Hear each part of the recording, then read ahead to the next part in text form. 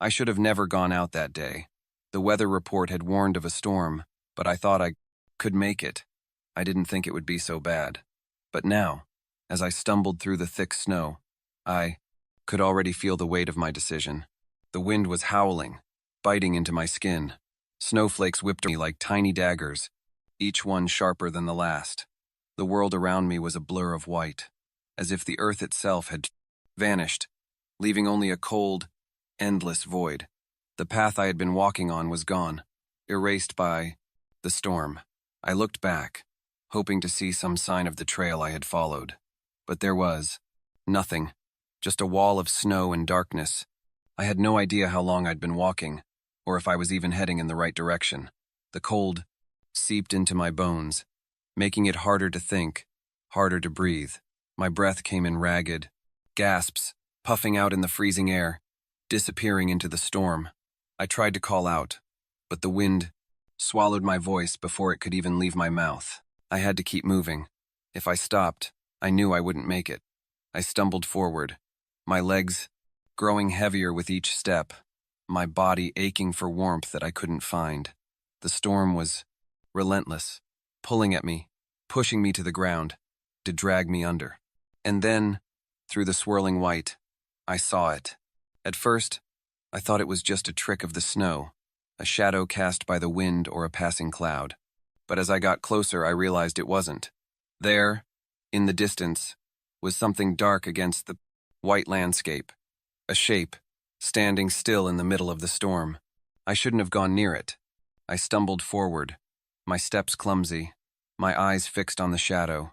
It wasn't until I was almost right next to it that I saw what it was.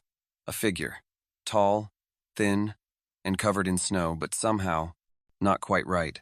The thing stood motionless, its back to me, its head slightly tilted, as though listening for something that I couldn't hear. I tried to speak, but my mouth was too dry. I reached out a hand, and as I did, I felt a chill deeper than the cold of the storm. A sharp, unsettling sensation ran up my arm, as if the air itself had grown heavier, thicker. The figure didn't move, but then, slowly, it turned. Its head shifted, almost too slowly, as though it were waking up from some long-forgotten sleep. I froze. It didn't have a face. At least, not a face like I knew. There was nothing there, just a smooth, featureless surface where its face should have been. It was like staring into an abyss, a black void that seemed to swallow up all the light around it. I couldn't look away. I should have, but I couldn't. The emptiness where its eyes should have been seemed to pull me in, and for a moment, I thought I could hear a faint whisper, like a voice, calling from the depths of the storm. The wind screamed louder, as though the world itself was warning me, but it was too late. The figure moved toward me. I backed away, my legs shaking, my heart pounding in my chest.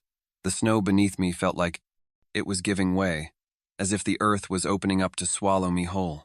I tried to run, but my feet were slipping in the snow, my body too weak to move fast enough. It was getting closer. The figure moved with unnatural speed over the snow like it wasn't even touching the ground. I wanted to scream, but no sound came out. The storm was too loud, and my own voice felt like it was trapped inside me, swallowed by the snow and wind. Then, just as it reached me, I felt something cold press against my chest. Not a touch, but a weight, a pressure.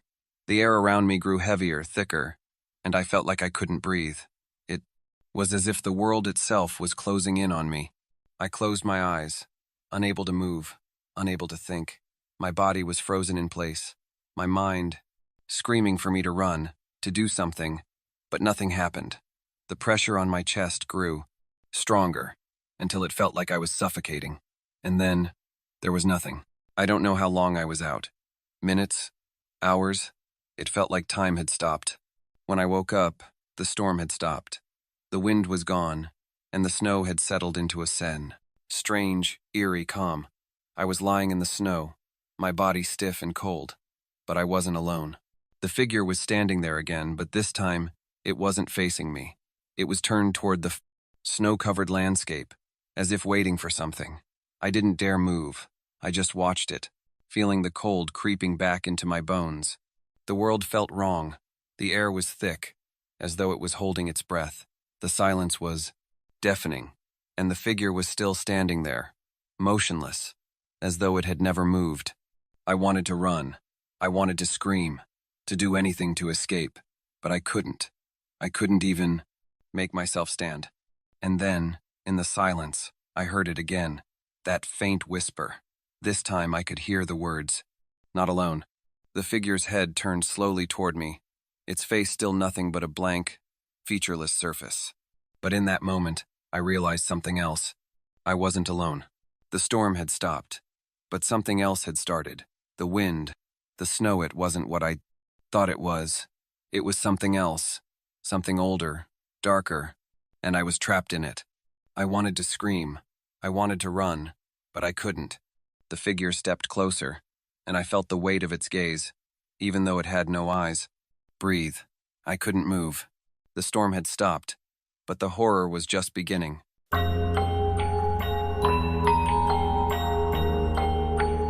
It started as an ordinary walk in the snow, but it didn't stay that way. The weather had been cold, the snow falling heavily, covering everything with a thick, silent blanket. I had been walking through the woods behind my house just to clear my head. I liked the quiet, the peace that came with being alone in nature, far from the noise of the world. But then, I saw it. A trail of blood. At first, I thought I was imagining things. The snow was red, but it could have been a trick of the light, right? It was so cold, and the snowflakes were falling so fast maybe I just hadn't noticed. But as I took a step closer, I could see it clearly. The blood wasn't from an end animal.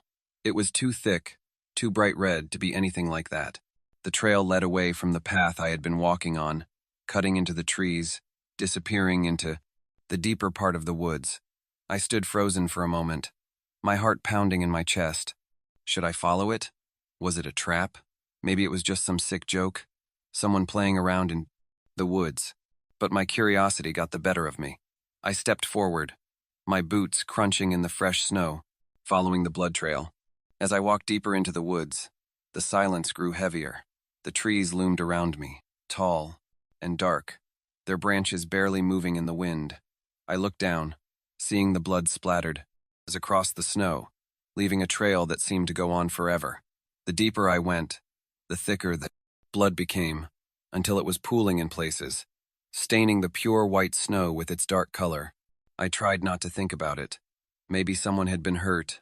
Maybe it was just an accident. I told myself that over and over, but the unease in my stomach wouldn't go away. The air around me felt colder, and the quiet seemed to press in, almost suffocating. I followed the trail until I reached a clearing. There, in the middle of the open space, was a figure lying in the snow. At first, I couldn't tell what it was. It looked like a person, but their body was twisted, bent in an unnatural way. I felt my breath catch in my throat. The blood was everywhere, soaking into the snow around the body. I wanted to turn and run, but my legs wouldn't move. I was frozen in place, my body too scared to do anything. My mind raced, trying to make sense of what I was seeing. Who was this person? How did they end up here? What had happened? As I stared at the body, I noticed something even more chilling. The blood didn't stop at the body. It continued, trailing off into the trees. It was as if the person had been dragged, or maybe they had crawled away, leaving the blood behind like a breadcrumb trail. Without thinking, I stepped closer, my breath coming in shallow gasps. The body was still too still, and I felt a wave of dread wash over me. I knelt down next to it, my eyes scanning the person's face. They were unrecognizable, their features twisted in pain, their eyes wide open, staring at nothing. A chill ran down my spine, and I quickly pulled back. I shouldn't have been here. I should have gone back. But now, I had to know what happened. I had to know who this was. I turned and started walking again, following the blood that led further into the woods. Deeper I went, the more unsettling it became. The blood trail seemed to go on forever, and I was starting to feel like I was being led somewhere, like something wanted me to keep going. The wind picked up, howling through the trees, carrying the sound of something else. Something moving in the distance. I stopped, holding my breath, listening. It was faint at first, but it grew louder. A low, rasping sound. A breathing sound. Slow, deliberate, like someone or something was watching me. I turned quickly, but there was nothing. Only the trees, standing still, their branches creaking in the wind. I felt my pulse race. The feeling of being watched grew stronger, like invisible eyes were on me, following my every move. I had to keep going. I had to finish what I started. I moved forward again, the blood now leading to a dense thicket of trees. The snow was deeper. Here, the path harder to follow, but I kept going, stepping over branches, pushing through the snow. My heart was pounding in my chest, and every sound made me jump. The wind, the rustling of the branches, the snap of twigs underfoot, it all felt wrong, like I was intruding on something that should remain hidden. And then I saw it. At the edge of the thicket, in the distance, there was a small cabin. It was old, run down, with broken windows and a door that hung slightly ajar. The blood trail led right to it. I could feel the fear building in my chest. I should turn back. I should go home. But something inside me pushed me forward. I had to know what was in that cabin. I approached the door slowly, my breath coming out in clouds of steam. The door creaked as I pushed it open, revealing a dark interior. The smell hit me first, a sickly, sweet smell that made my stomach turn. It was the smell of decay, of something that had been left to rot. I stepped inside, my heart pounding in my ears. The room was small, barely any light filtering in through the broken windows. In the corner, something moved. My eyes locked onto it. At first, couldn't make it out, but then the shape became clearer. It was a figure, hunched over, its back to me. The blood trail led right to it. It was the same person from the woods, but now they weren't lying in the snow. They were standing, hunched over, their face hidden in their hands. The room was filled with the sounds of their breathing, shallow and uneven. I took a step forward, but before I could make another move, the figure slowly turned around. Their face was the last thing I wanted to see. It was me. The same features, the same eyes, but twisted, deformed. Blood dripped from their mouth, their body covered in snow, just like mine had been. The figure's mouth opened, but no sound came out. They just stared at me with those hollow eyes. I stumbled backward, my heart racing, and the world around me seemed to close in. The walls of the cabin felt like they were shrinking, the space too small, too tight. The figure stood there, unmoving, watching me, my own face staring back at me, lifeless and empty. And then I heard it again, the rasping breath. It was coming from behind me. I didn't turn around. I ran.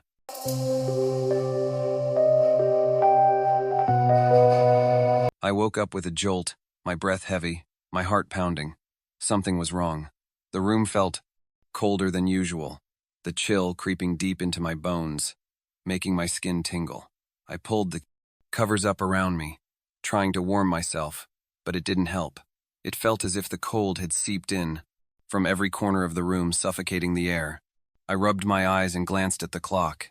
It was 3:12 a.m. My mind was foggy, still half in the plakta, a dream world, but I could feel that something wasn't right. The silence around me was unnatural, the kind of silence that presses against your ears, making every little sound feel amplified. I pulled myself out of bed and shivered, feeling the icy airbrush against my skin. The windows were shut tight, and the heater was running, so why was it so cold? I walked over to the window and glanced outside.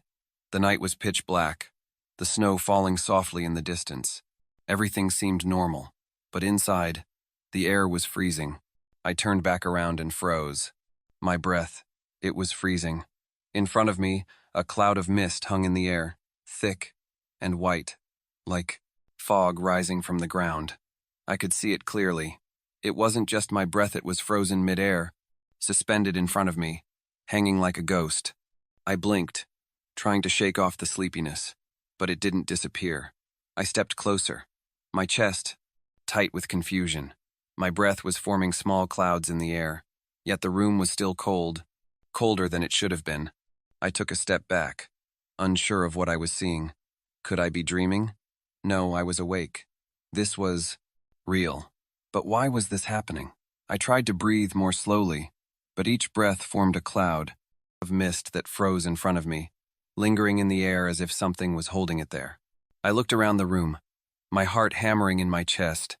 Everything seemed normal, except for the freezing breath. I rubbed my hands together, trying to warm them, but the cold was getting worse. It wasn't just in the air anymore. It was inside me too. My fingers felt numb, and I had to force myself to keep breathing, to stay calm. Then I heard something, a soft whisper, like the wind brushing against the walls. It was so faint, so quiet, that at first I thought it was just my imagination. But then it came again, louder this time. A cold, slow whisper, like something or someone was just beyond my reach, just beyond the walls. I froze, straining my ears.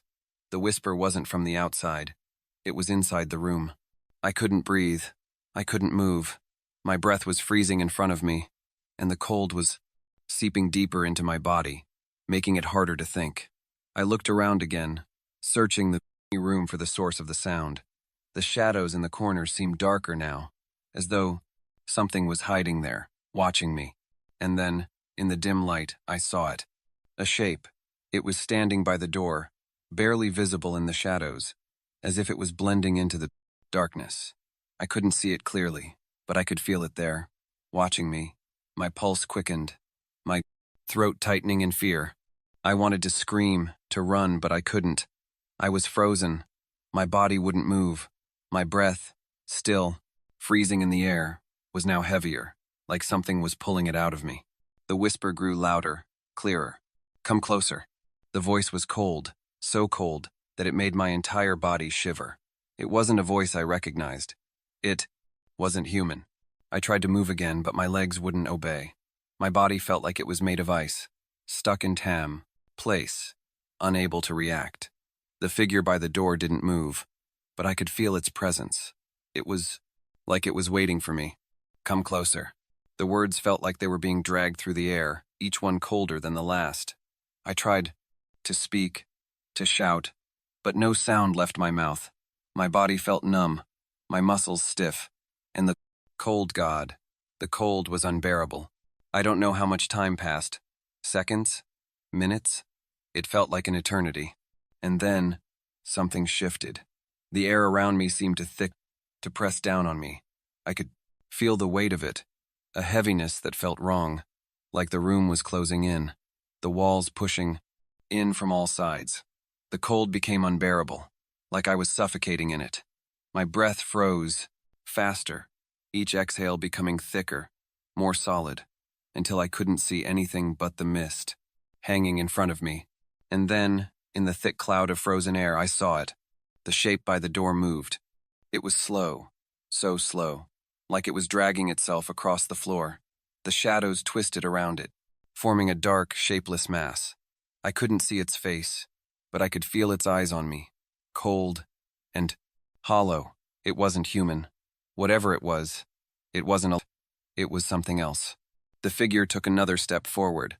The cold grew even worse, the air thick with frost, and the floor beneath me creaked with each movement. Come closer. The voice was closer now, as if it was inside my head. I could feel it inside me, cold and sharp, like it was pulling my thoughts apart. I wanted to run, but I couldn't. I couldn't move. The room was suffocating me, the cold eating away at my strength. The figure took another step, and I felt my heart race, my chest tightening with fear. It was coming for me.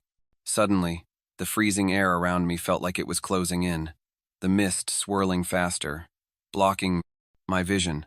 I could still see the shape, though, moving closer with each breath. I couldn't breathe. I couldn't see. I couldn't think. And then, everything went black. When I woke up again, I was in my bed. The room was warm, the air normal. There was no cold. There was no figure, just the quiet, familiar surroundings of my room. but my breath it was still there. I opened my mouth to scream, but the mist was already there, freezing midair in front of me. It had followed me, and now I knew I wasn't alone. The cold would never leave.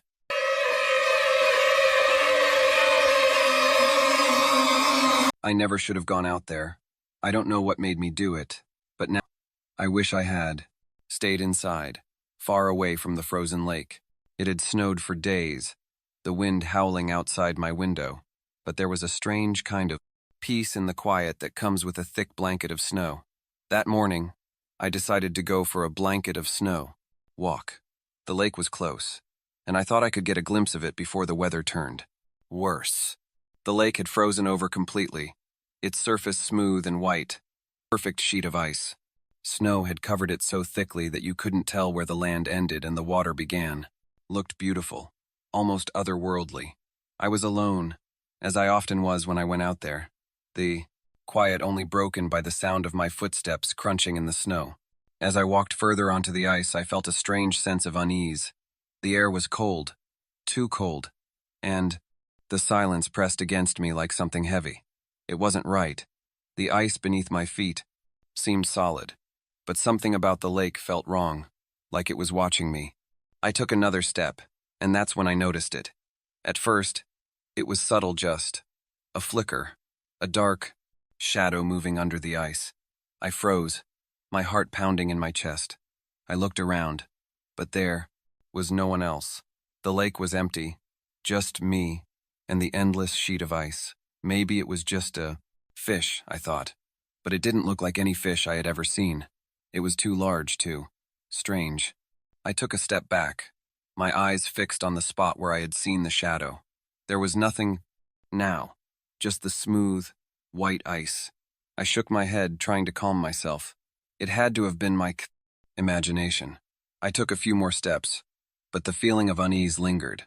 The wind had picked up again, biting at my face and making the snow swirl around me. But still, I couldn't shake the feeling that I wasn't alone. Then, I saw it again. This time, it wasn't just a shadow.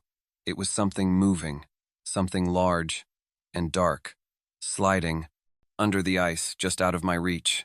I stopped dead in my tracks, my breath catching in my throat. The shadow was unmistakable. It was a figure, something long and twisted, almost like a human shape, but wrong, too wrong to be real.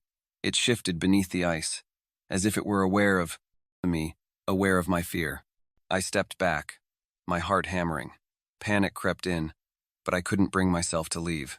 The ice creaked beneath my feet as I slowly backed away, but my eyes were still fixed on the spot where the shadow had been. I couldn't look away. Something was down there. I didn't know what it was, but I knew it wasn't just a trick of the light or my mind. The shadow moved again, this time closer to the surface, closer to me. I could see the shape more clearly now, the outline of something large and distorted, pressing against the ice as if it was trying to break through. My breath was coming in quick, shallow gasps. I felt trapped, like the lake itself was holding me there, forcing me to watch whatever it was moving beneath the ice. Then, with a crack, the ice shifted beneath me. My heart stopped for a moment as the sound echoed through the stillness. I looked down, my eyes wide, but the surface was still intact. No cracks, no sign of what had made that sound. My pulse raced, my mind screaming for me to run, to get away, but my feet wouldn't move. It was as if something was holding me in place, a force stronger than my own fear. And then I saw it.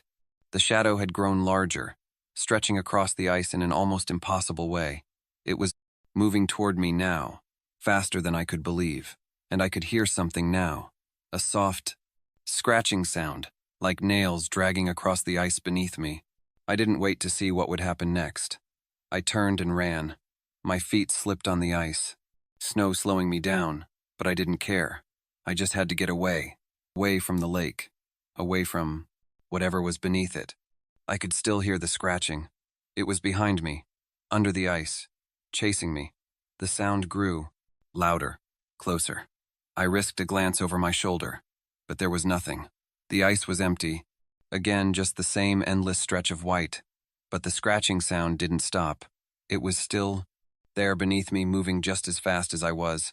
I didn't stop. I kept running, my legs burning, my breath coming in gasps. The wind howled and around me, and the snow stung my face, but I didn't slow down. I couldn't. As I neared the edge of the lake, I felt a strange sense of relief. Almost there, almost out. The ice was no longer under my feet. I was on solid ground again. I turned to look back, but before I could even take a full breath, I heard it.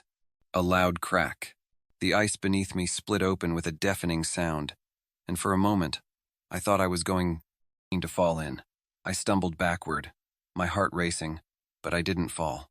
The crack seemed to echo for a long time, the ice shifting and groaning as if something large was moving beneath it. I couldn't see anything. The shadow had vanished. The ice was still, and the lake was eerily silent, but I knew I hadn't imagined it. I knew something had been there. I ran back to my house as fast as I could, my legs aching, my mind spinning. I didn't look back. I didn't want to. But as I got closer to my door, I couldn't shake the feeling that I was being watched. The hair on the back of my neck stood up, and a chill down my spine. I turned the corner to the house, and there, in the snow, was something that made my blood run cold. Footprints, fresh ones, leading out from the lake and toward the woods. They weren't mine. I hadn't come this way. The footprints stopped at the edge of the trees, and I could feel it then. The same cold presence, the same sense of being watched. Whatever was under the ice had followed me, and it was still out there. The footsteps stopped, but the feeling of being watched never did.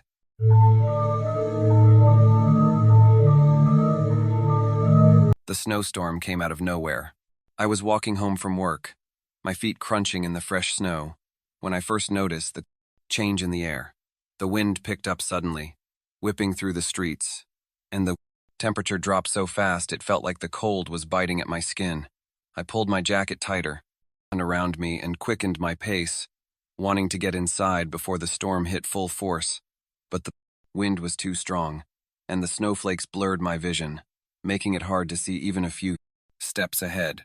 I was nearly home when I saw him. At first, I thought it was just a shadow, a trick of the light or the snow. But as I drew closer, I realized it was a man standing alone in the middle of the street. He was tall, wearing a long coat, and had a hood pulled up over his head. The snow swirled around him, but he didn't seem to notice it, standing perfectly still, like he was waiting for something. I stopped for a moment, unsure if I should approach or keep walking.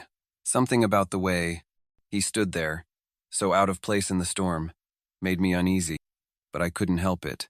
I felt drawn to him. "Excuse me," I called out, my voice lost in the wind. The man turned toward me. His face was partially hidden by the hood, but I could see his eyes. They were dark, cold, and fixed on me in a way that made my stomach turn. There was something unsettling about them, something familiar. "Hello," he said, his voice soft but clear despite the storm. "I've been waiting for you." I froze. I hadn't spoken to him before. How could he be waiting for me? "Do I know you?" I asked, trying to sound calm, but my voice was shaky. My heart began to race, and I took a step back without even realizing it. He smiled then, a thin, almost sad smile that didn't reach his eyes. "You don't remember me?" he asked, tilting his head slightly. "That's not surprising. It's been a long time." I felt a chill run down my spine. My mind raced, trying to place him. There was something about him, something so familiar yet wrong, something I couldn't put my finger on. "I don't know you," I said, my voice a little stronger now. But as I said it, doubt crept in. Why did he look so familiar? Why did I feel like I should know him? The man stepped closer, his boots crunching softly in the snow. Wind howled around us, but he seemed unaffected by it, standing calmly in the middle of the storm. "You are not going to believe me, but I've known you for a long time," he said. "You just don't remember." I took another step back, the hairs on the back of my neck standing up. There was something in his voice, something cold and empty that made me want to run. "Who are you?" I demanded, trying to hide the fear in my voice. "What do you want from me?" He didn't answer right away. Instead, he just looked at me, like he was studying me. The longer I studying me, stared at him, the more I felt like I was sinking into his gaze, like he could see right through me. I am someone who's been waiting for you to remember, he said quietly. I know what you've forgotten. I felt a shiver run down my spine. My heart was racing now, the fear crawling through my veins. I had to get away from him. I had to run, but my legs wouldn't move. It was like something was holding me in place. What do you mean? I whispered, almost afraid to hear the answer. The man stepped closer, his face now inches from mine. His breath, cold as ice, brushed against my cheek. His eyes never left mine, and in that moment, I realized something terrible. Remember him, but not in the way I should have. You don't remember the night, he said softly, his voice like the wind itself. The night when you left me behind. I staggered back, my mind spinning. No, I said, shaking my head. I don't know what you are talking about. He smiled again, that same empty smile, and I saw something in his eyes then, a darkness that I couldn't escape. You do, he said. You just won't admit it. I felt a wave of dizziness hit me, and for a moment, everything seemed to blur around me. Wind howled, the snow swirled, and the streetlights flickered above us. The world felt off, wrong, like something had shifted. Why are you doing this? I asked, my voice barely a whisper now. Because you can't run from the past, he replied, and neither can I.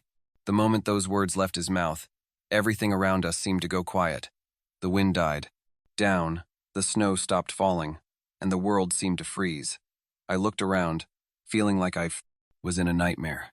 My breath came in shallow gasps. I realized I couldn't move. Who are you? I repeated, my voice cracking. What do you want from me? He looked at me for a long moment, his expression unreadable. Then, without warning, reached out and touched my cheek with one cold finger. The moment his skin made contact with mine, I felt a jolt of cold run through me, freezing me to the spot. You know who I am, he whispered. And that's when it hit me. I knew exactly who he was, but it was impossible. It couldn't be. His face was no longer a stranger's. It was someone I knew, someone I had known a long time ago, someone I had forgotten. The man standing before me was my own reflection. I stumbled backward, my legs shaking, as the realization hit me like a punch to the stomach. I had seen his face before, in mirrors, in old photographs, in my dreams, but I had pushed it all away. I had forgotten. I don't understand, I gasped. How are you? How are you here? The man myself smiled again, and the smile sent a chill through my bones.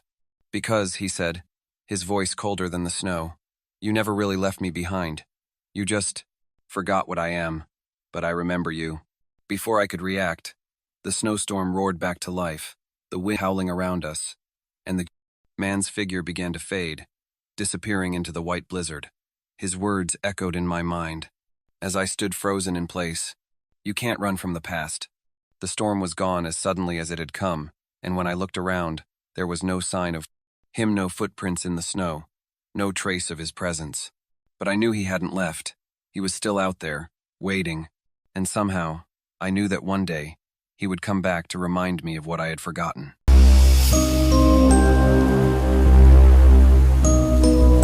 The snowstorm came out of nowhere. It had been a calm evening. I was walking home from work, the streets already blanketed in white, with just a light dusting of snow falling from the sky. The air was cold but not unbearable. I had my coat zipped up, my scarf wrapped tight, and my gloves on. It felt peaceful, almost soothing. But as I turned the corner onto my street, everything changed. The wind picked up suddenly, howling through the trees and sending the snow swirling in every direction. The temperature dropped so quickly, it felt like a chill had crawled into my bones. I tried to keep walking, but the storm grew fiercer by the second, turning into a thick, blinding white sheet. I could barely see 2 feet in front of me. I should have turned back.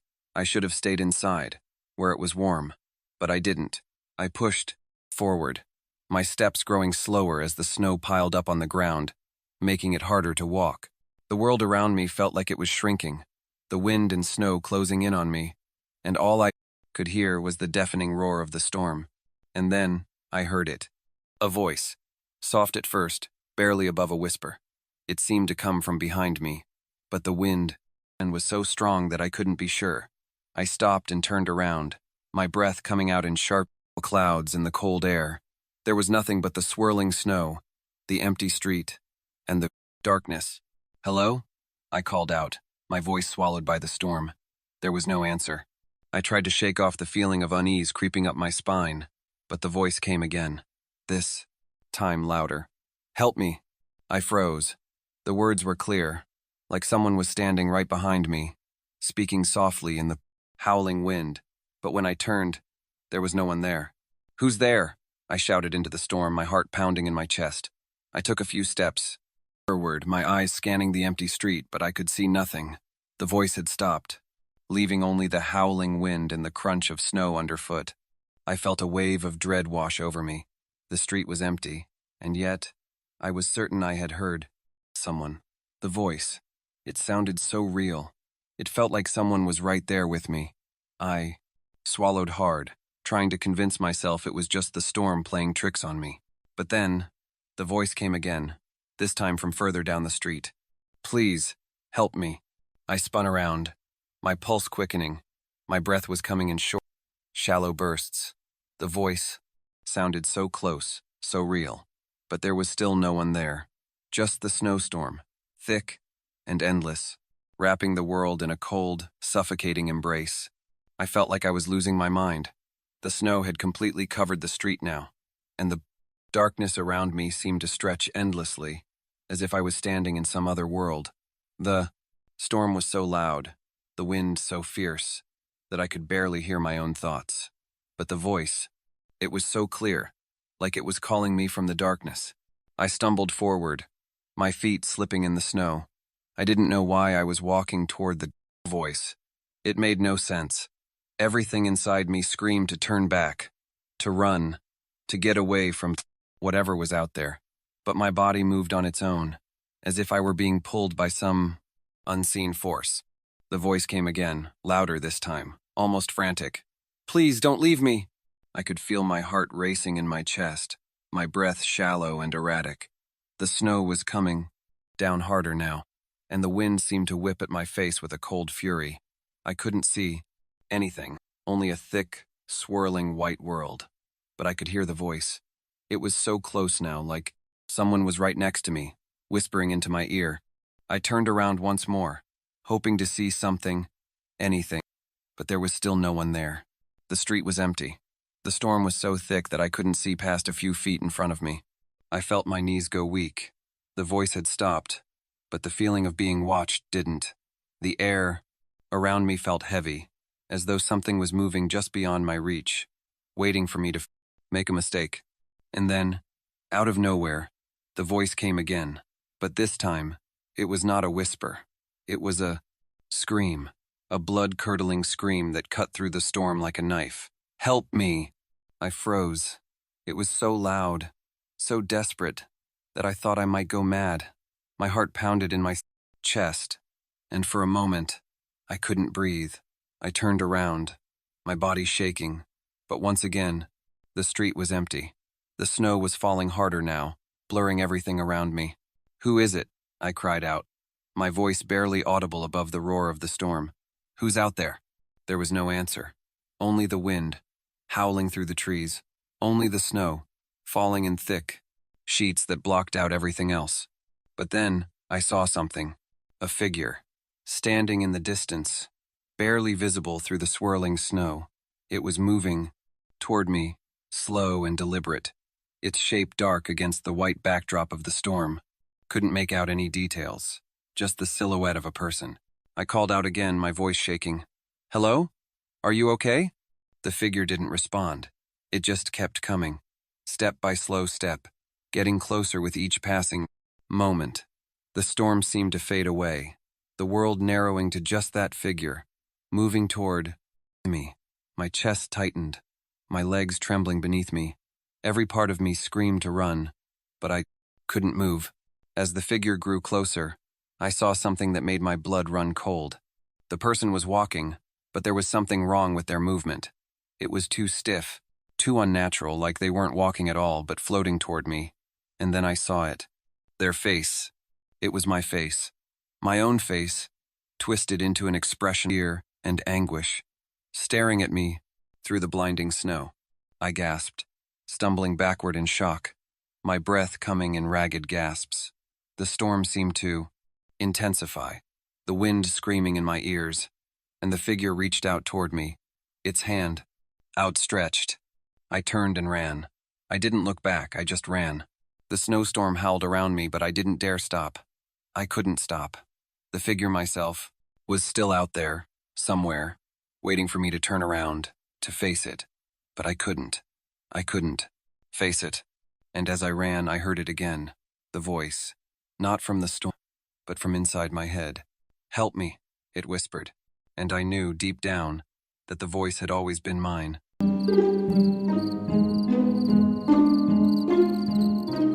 It started out like any other winter walk, but it didn't take long for things to go terribly wrong. The snow had fallen heavy the night before, covering the ground in a thick, quiet layer.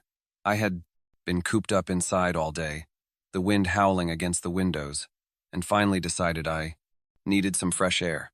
It was a Saturday afternoon, and I figured a quick walk through the woods behind my house would clear my head.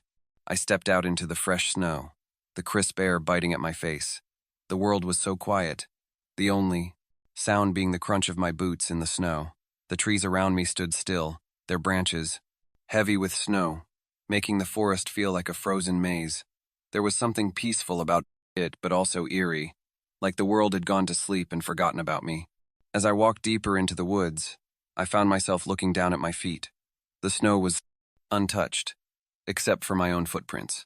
They were crisp and fresh, each step clear in the soft, white snow. I felt a sense of satisfaction knowing I was the first to break the silence. But then, something strange happened. I looked up and noticed something odd. The trail of my footprints didn't seem to lead anywhere. I hadn't been walking in a straight line. I had been walking in circles. Confused, I stopped and looked around. The woods were still, the snow swirling gently in the wind, but everything looked the same. I couldn't see any landmarks, nothing to show me which way I had come from or where I was going. It was as if the trees and snow had all blended together, trapping me in a never-ending maze. I turned back, thinking I could retrace my steps, but when I looked down at my footprints, they seemed to continue in the same path. And then, to my growing horror, I realized something else. The footprints were exactly the same as the ones I had just walked through. Every step, every turn, every little detail of the snow was exactly the same. I felt a cold shiver run down my spine. I had been here before. I had walked in this exact same spot. It was as if the snow was resetting itself, like the world was turning back on itself, and I was stuck in a loop. I took a few more steps, now starting to panic. I tried to focus on the trees, looking for something, anything, that could show me the way out. But the woods were nothing but an endless expanse of white and dark trees. The wind picked up, making the snow swirl around me, and I felt a sense of dread creeping over me. My mind was racing. What was happening? How? Could my footprints be repeating themselves? I walked faster, my feet crunching loudly in the snow, desperate to escape the feeling that I was being watched. The trees seemed to close in around me, their twisted branches reaching out like fingers. The more I walked, the more everything seemed to blur together, until I couldn't tell where I had been or where I was going. My own footprints were the only thing I had to follow, but they led me in circles. I looked behind me. The path I had just walked was now completely gone, erased by the snowstorm. It was as if the snow was hiding the truth, covering up what I had seen with a perfect white layer. But my footprints, they were still there, still the same, following the same pattern. I kept walking, trying to ignore the growing sense of panic in my chest. I had to find a way out. I had to find a way to break free from this endless loop. But every time I looked down, I saw the same footprints. I saw the same steps, as though I hadn't moved at all. The feeling of being trapped became unbearable, and I started running, hoping to escape the looping trail that was pulling me deeper into the woods. My breath came out in quick, sharp gasps, and the snow crunched beneath my boots as I ran faster, but it didn't matter. The proofly. More I ran, the more the trees seemed to shift around me, blocking my way. I stopped, breathless, and looked behind me. The path I had just run, it was the same.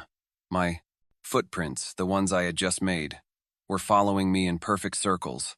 The same steps, the same turns, as if I had never moved at all. I was getting dizzy, my head spinning.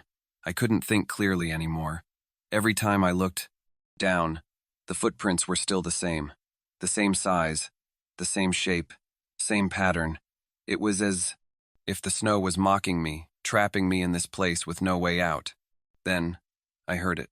A sound, faint at first, almost like a whisper, but it grew louder, until I could make out words. "Don't leave." I froze. It was coming from behind me.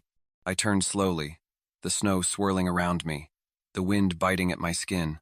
But there was nothing. No one. Just the empty woods and the snow. I took a few hesitant steps forward. My heart pounding, but the voice came again, clearer this time. "Stay here." I looked around, my breath shallow, my legs trembling. There was no one there. The voice wasn't coming from any direction, it was just there, surrounding me, echoing in my head. The footsteps. They weren't just mine anymore. I turned around again, my eyes scanning the trees, and that's when I saw it. A figure, standing in the distance, just outside the edge of my vision. It was tall, shadowy, its features hidden by the swirling snow. I couldn't tell who or what it was, but I could feel its presence. And I could hear the voice again, now much clearer. "Stay." I took a step back, my legs giving way beneath me. I had to get out. I had to find a way to break free from whatever was happening. But no matter how hard I tried, the figure never came closer. It just stood there, watching me, as I moved in circles around it. I ran again, this time not looking back, not daring to glance at my footprints. But when I stopped, to catch my breath, I looked down. The trail of footprints was gone. It had disappeared. There were no footprints at all, just a smooth, undisturbed layer of snow, stretching out in front of me. I blinked, confused, disoriented. Had I imagined it all? Had I really been walking in circles? I looked up, and the figure was closer now.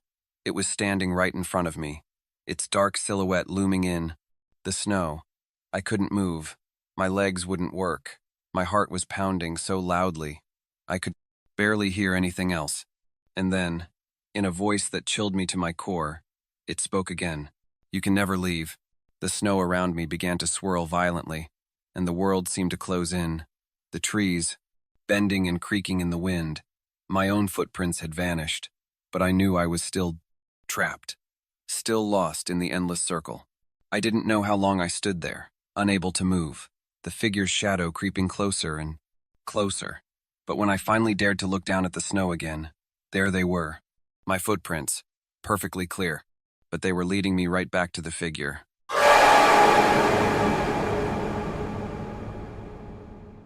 It was supposed to be a quiet getaway, a peaceful retreat from the noise of everyday life. Chalet was far from the nearest town, hidden deep in the woods, far from any distractions. I had heard stories about it from a few locals, tales of an old building that was once a popular vacation spot but had been abandoned for years. I didn't pay much attention to the warnings. After all, it was just an empty house, right? What could go wrong? I arrived just before sunset, the sky painted with streaks of orange and purple. The chalet looked exactly as I expected, old, weathered, with ivy climbing walls and a faint smell of decay in the air. But there was something off about it. The windows were boarded up, and the door was slightly ajar, as though someone had tried to lock it but hadn't quite finished. I hesitated for a moment, but the thought of being alone in the peaceful solitude of the forest made me push the uneasy feeling aside.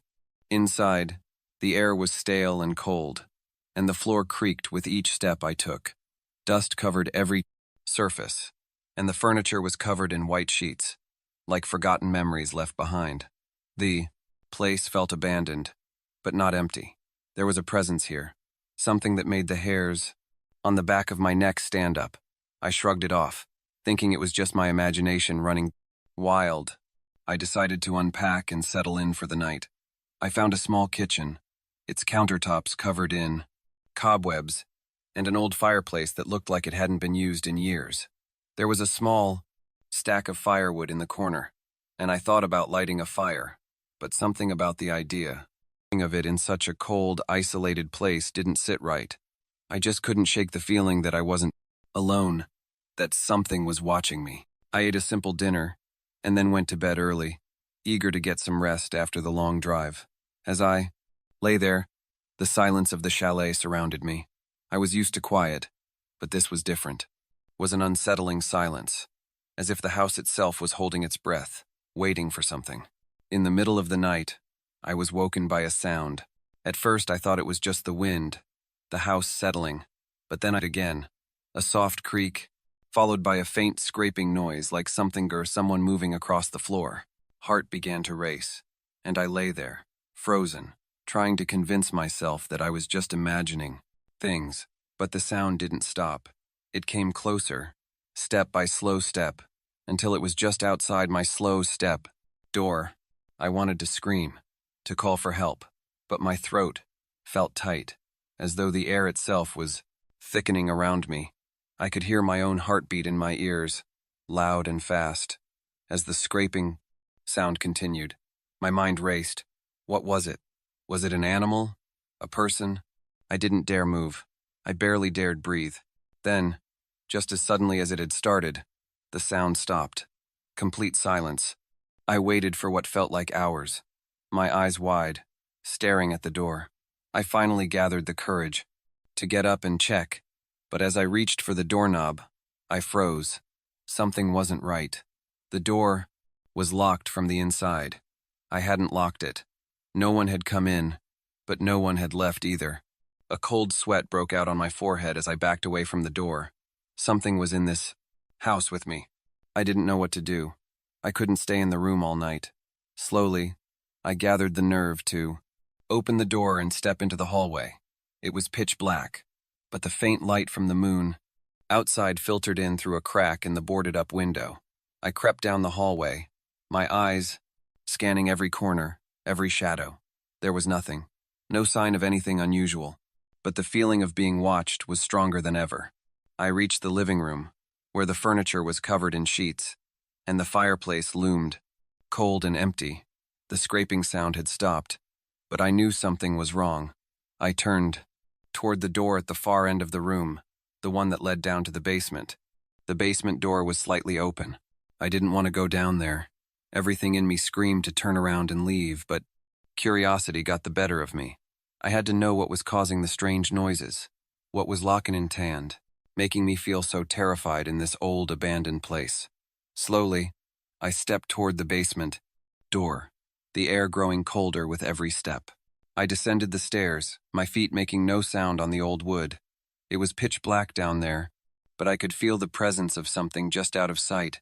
My heart pounded harder in my chest. The walls were covered in mold, the air thick with the scent of rot, and the floor was uneven, creaking with every step I took. At the bottom of the stairs, I saw something that made my blood run cold. There, in the center of the basement, was a figure. It was crouched low to the ground, its back to me. I couldn't see its face, but it was too small, too hunched, like it didn't belong in a human body. Its skin was pale, almost gray, and it seemed to blend into the shadows. I froze, staring at it, unable to move. Then, it turned. Its face was pale too, with deep, dark eyes that stared at me with a hunger I couldn't understand. There was no expression on its face, no emotion, just a cold, empty gaze that made me want to run, but my legs wouldn't move. The creature, if it could even be called that, opened its mouth, and for a moment, there was silence. Then, in a voice that sounded like it was coming from the depths of the earth, it whispered one word: "Leave." I backed away slowly, my body shaking, my mind screaming at me to turn and run. Couldn't. The creature's gaze held me in place, and as I turned to flee, I heard a sound. Footsteps, but not from behind me, from in front of me. I looked down the hallway, and there, standing at the top of the stairs, was a figure. It was another one of them, identical to the one in the basement. It had been waiting for me. I screamed and ran back up the stairs, my heart pounding in my chest. I didn't look back, but I could feel them following me. As I reached the door to the outside, I slammed it open, stumbled into the snow, gasping for breath. The night air hit my face, cold and sharp, but it didn't matter. I had to get away. I didn't stop running until I was miles away from the chalet, my breath ragged and my legs burning. I looked back only once, and for a split second, I thought I saw the figures standing in the window watching me leave. I don't know what they were, or why they were in that chalet. All I know is that I will never go back. I left that place behind, but I still hear their whistle sometimes, and I wonder if I ever truly left.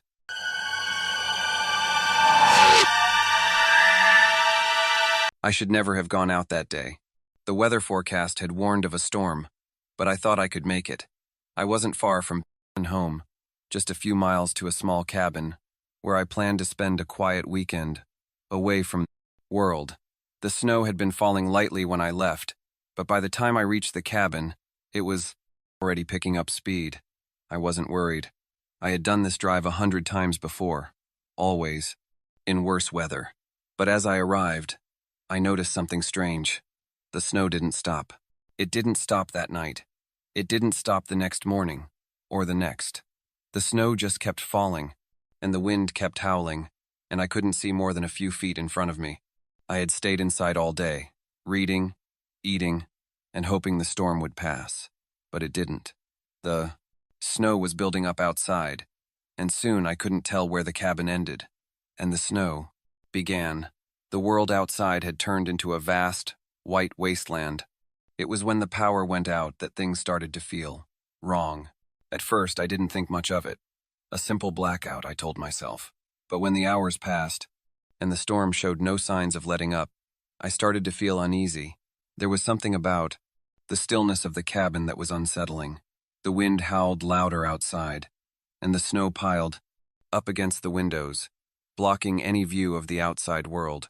I couldn't even tell if it was day or night anymore. The warmth in the cabin was starting to fade.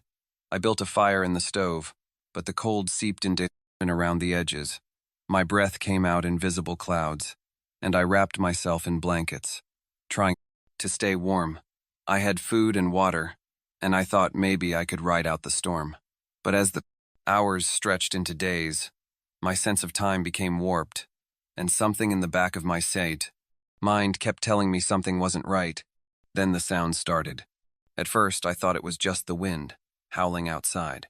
But when it came again, I realized it was something else. A scratching sound, faint at first, but then louder. It sounded like someone scraping against the walls of the cabin. I froze, my heart thudding in my chest. Was it an animal? Was there someone else out there, trying to get inside? I stood up slowly, my feet numb from the cold, and approached the door. The sound stopped. I waited, holding my breath. For a moment, there was nothing, just silence, the kind of deep, suffocating silence that felt like it was pressing in on me. I waited a little longer, then slowly opened the door. The wind whipped around me, carrying snowflakes in a frozen frenzy. I could barely see anything beyond the threshold, just white, pure white. The snow stretched out in all directions, endless and cold. I stepped outside, feeling the sting of the cold air on my face. I looked around. There was nothing, no footprints in the snow, no sign of anything that could have made the noise. But I couldn't shake the feeling that I wasn't alone. Something was out there, just beyond the veil of snow. I shut the door quickly, trying to calm myself. It had to be the storm, I told myself. The wind played tricks on the ears, making sounds that weren't there. But as the night dragged on, the storm only grew worse. The winds howled louder, the snow thicker. I couldn't sleep. The fear kept gnawing at me, the feeling that something was waiting just outside the door. I tried to distract myself, reading, drinking water, staring at the fire, but nothing helped. The storm never stopped. And then I heard it again, the scraping. It was louder this time, almost as if it were right on the walls, dragging something sharp against the wood. I jumped up, my heart racing, my body cold with fear. The sound seemed to move, circling the cabin, as if it was stalking me. I tried to open the door again, but the wind was so fierce that it wouldn't budge. The snow had piled up around the cabin, sealing me inside. I was trapped. No way out. Hours passed. I couldn't tell how much time had gone by, but the storm never stopped. I kept hearing the scraping sound, each time closer, each time more frantic, like something was trying to break in. I couldn't sit still. I paced back and forth, my mind spiraling, my thoughts growing darker. Was it the wind, or was it something else? Something more sinister, something that had been waiting for me to enter the storm? I had to know. I grabbed a flashlight and moved to the window, cautiously peering out, but I couldn't see anything. The snow outside was thick and blinding. The storm was so strong that the beam of light barely cut through it. But then, just as I was about to pull away from the window, I saw in the distance a figure. I blinked, my heart pounding. There was someone out there, standing in the snow, just beyond the edge of the light. They didn't move, just stood there, watching me. I screamed, pulling back from the window in shock. My breath was quick and shallow, and the cold from outside seemed to seep into my bones. I turned around, my eyes scanning the empty cabin, but I was alone. The figure outside was gone. The scraping noise returned, louder than ever. It was on the roof now, dragging something heavy across the snow, scraping and scratching as it moved. I ran to the door, throwing my weight against it, but it wouldn't open.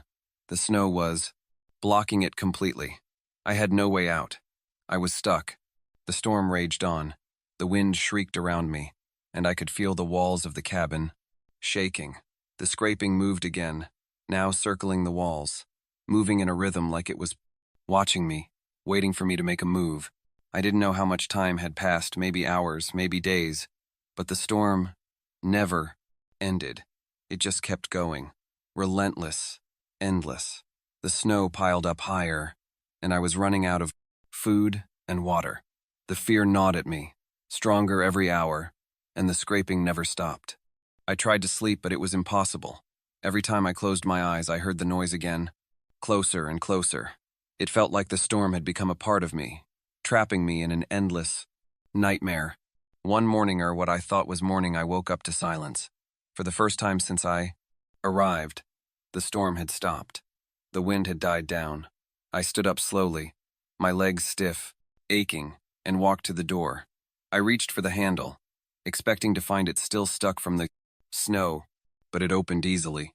I stepped outside into the quiet. The snow was deep, but the stopped.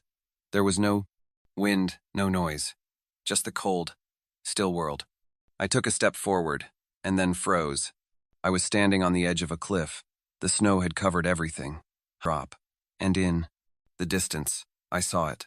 A figure, standing in the snow. The same figure from before, but this time, it wasn't looking at me. It was waiting for me to take another step. The storm had never ended, and now, neither would I.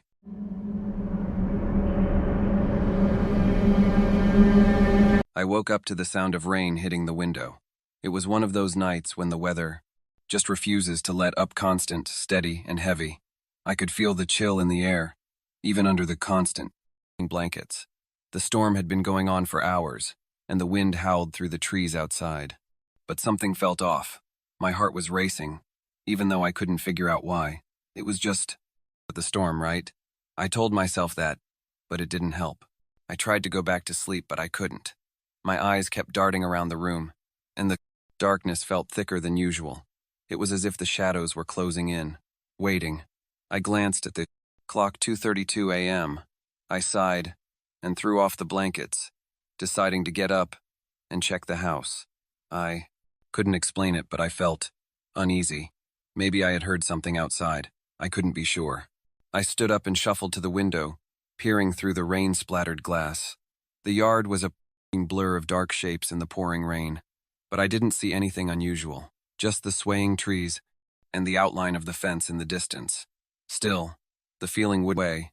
I needed to move, to do something, so I went downstairs, hoping the lights and some movement would help shake the strange sense of dread gnawing at me. As I stepped into the hallway, I felt my pulse quicken. The house felt colder than usual. My breath came out in little clouds, even though the heating was on. I checked with the thermostat, but everything seemed fine. I walked through the kitchen, flicking on the light, and noticed the back door was slightly ajar. Froze. I was sure I had closed it before going to bed. A wave of nausea hit me as I realized that I had no memory of locking it. My feet felt heavy as I stepped toward the door, and I hesitated for a long moment before pulling it open. The backyard was empty, no signs of anyone having been there. Just the wet grass and the dark corners where the light didn't reach. But the storm was picking up again, and I could barely hear myself think over the noise. I shut the door and locked it, double-checking the bolt. My mind raced. Maybe it was nothing. Maybe I had left it open without realizing it.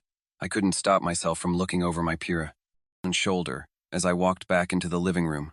Every creak of the floorboards made my heart skip a beat. But it wasn't the house that had me on edge. It was the feeling, like someone was watching me. I felt it in my bones. I kept looking around, convinced that I would see something, anything, that would explain the terror bubbling inside me. But everything was just as it had been before. Nothing was out of place. I finally decided to try and get some sleep. I crawled back into bed, trying to ignore the way the shadows in the room seemed to stretch and shift.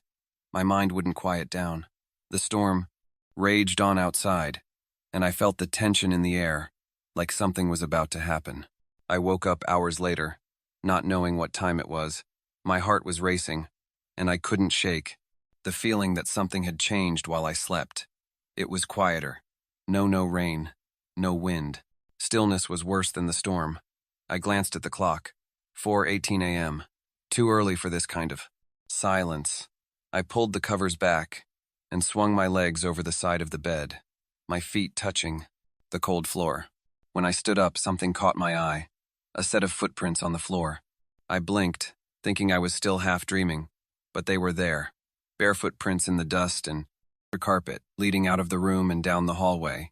The prints were clearly mine, but the strange thing was, they didn't make sense. They didn't lead to anything.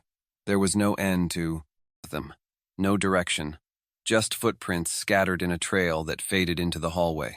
I felt a chill run down my spine. I stepped closer to examine them, my heart pounding. Footprints looked fresh, as if they had been made only moments ago. But how could that be? I had been asleep. I couldn't have walked around the house. My body had been in bed the whole time. I crouched down to look at the floor more closely. The prints didn't go anywhere specific. They just ended, in the middle of the hallway. A few steps, then nothing.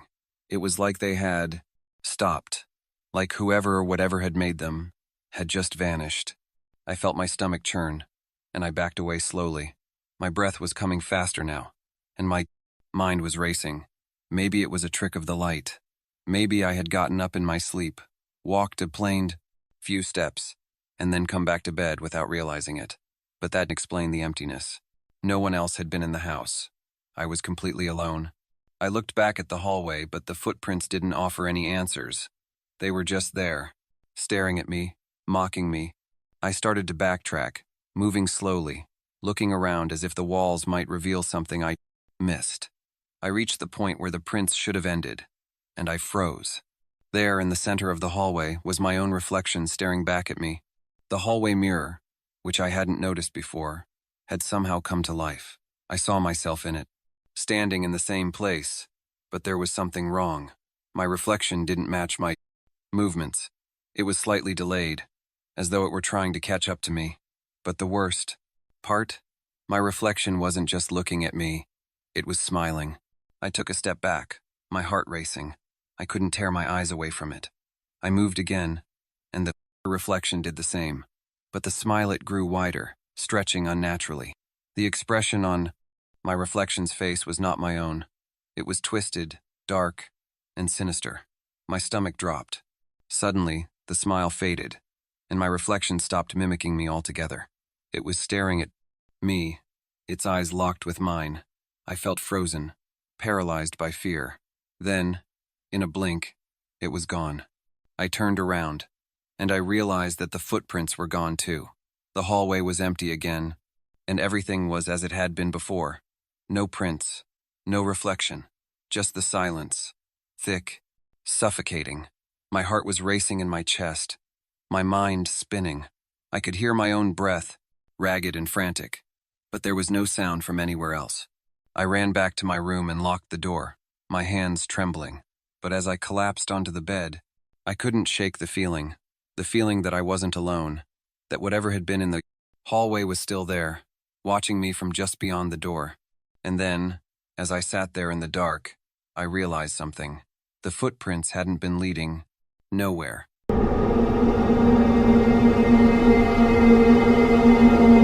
The blizzard hit suddenly. One moment, the sky was clear, and the next, it was as if the world had been swallowed by a thick wall of snow. I had been walking home from the store when it started. The wind picked up out of nowhere, blasting snow into my face, making it impossible to see. I pulled my jacket tighter around me, trying to protect myself from the freezing cold. At first, I thought it would pass quickly. It was just a storm, nothing too serious. But the snow kept falling, faster and thicker, and soon, I couldn't even make out the road ahead of me. The wind howled, and the world became a blur of white.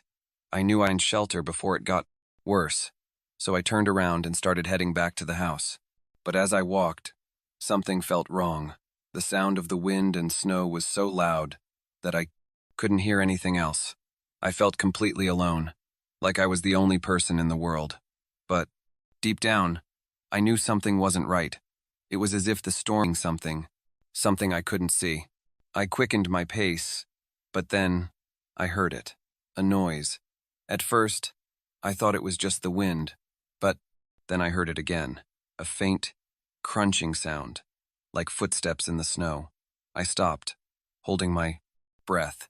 The storm was so intense that I couldn't see anything, but the sound of the footsteps was clear. They were coming closer. I started to walk faster, my heart racing. I told myself it was just my imagination, or maybe someone else caught in the storm like me. But as I walked, the footsteps didn't stop. They were right behind me. I could feel them, like someone was following me, staying just out of sight. I turned around quickly, but there was nothing, just snow. The wind made it hard to see anything, but I felt the presence there, somewhere in the storm, just beyond my reach. My legs started to shake. I couldn't explain it, but I knew I was being followed. And it wasn't just a person, it was something else. I broke into a run. My breath was coming fast, and I could hold in my lungs with each breath I took. I glanced over my shoulder every few seconds, but each time, there was nothing there. Just the storm, the endless white. But the footsteps, they were still behind me, closer now, almost as if they were trying to match my pace. I didn't dare slow down. The snow was so thick, and the wind was so strong, I couldn't tell if I was running in a straight line or if I was running in circles. Every turn I made felt like I was getting farther from home, not closer. The storm was playing tricks on me, and I was losing my way. I stumbled over a patch of ice and fell to the ground, my hands scraping against the cold snow. I pushed myself up quickly, heart pounding in my chest, but before I could regain my footing, heard it. The noise was louder, now heavy breathing, like someone or something was right next to me. I spun around, but there was nothing there, just the thick storm swirling in every direction. My chest tightened. I couldn't breathe, couldn't think. The footsteps were gone, but the feeling wasn't. I could still sense something close, too close. I stood frozen, my mind racing. What was it? What was following me? And then I saw it. A shape in the storm, moving slowly through the snow. It wasn't human. It was too tall, too wide, and its body moved strangely, like it was gliding over the snow instead of walking. I couldn't see its face, but I felt its presence, like it was watching me. I froze again, not daring to move, my breath shallow. I was paralyzed by fear. The shape didn't move closer at first. It just stood there, watching me. But then, it began to move, slowly at first, like it was testing me. It didn't make any sound, no crunching of snow beneath its feet. It was like it was floating, gliding toward me, getting closer and closer. I didn't know what to do. I couldn't outrun it. I couldn't hide. The storm had swallowed everything, and I was completely exposed. I had no choice but to keep moving, to keep running. But as I started to run again, I felt it. The ground beneath me shifted, and I lost my balance, falling into a patch of deep snow. I scrambled to get up, but I was stuck. The snow was so thick, and my legs felt like they were being pulled down. My heart pounded in my ears, and the storm felt like it was closing in on me. Then, I heard it again, the sound of footsteps, but this time, they weren't behind me. They were in front of me, slowly coming closer. I looked up and saw the shape again, looming above me. It was almost on top of me now, its shadow darkening the snow around me. I tried to scream, but the wind swallowed the sound. I tried to move, but my legs were too numb, too weak. The shape reached out, a long arm stretching toward me. I couldn't see its face, but I felt its cold presence. I felt the emptiness, the hollow, void-like feeling that seemed to surround it. It wasn't alive, not in the way I understood life. It was something else, something ancient and cold. Just as the thing's hand was about to touch me, I heard a new sound, a voice, distant but clear. It called my name. It wasn't the wind. It was someone else, someone I knew. I couldn't see them, but I felt them in my mind. They were there, calling me, pulling me away from the shape. I didn't know if it was real, but I followed the voice. I pushed myself through the snow, not caring about the pain in my legs. I kept moving, the voice pulling me forward, guiding me away from the shape. The storm was still raging, but the voice was like a light in the darkness, a beacon in the blizzard. I ran, my breath ragged, until I finally collapsed into someone's arms. They were real. They were here, and the storm was gone. The shape was gone. But when I looked up at them, my heart stopped. It wasn't the person I thought I had heard. It was the shape, standing over me, and it was smiling.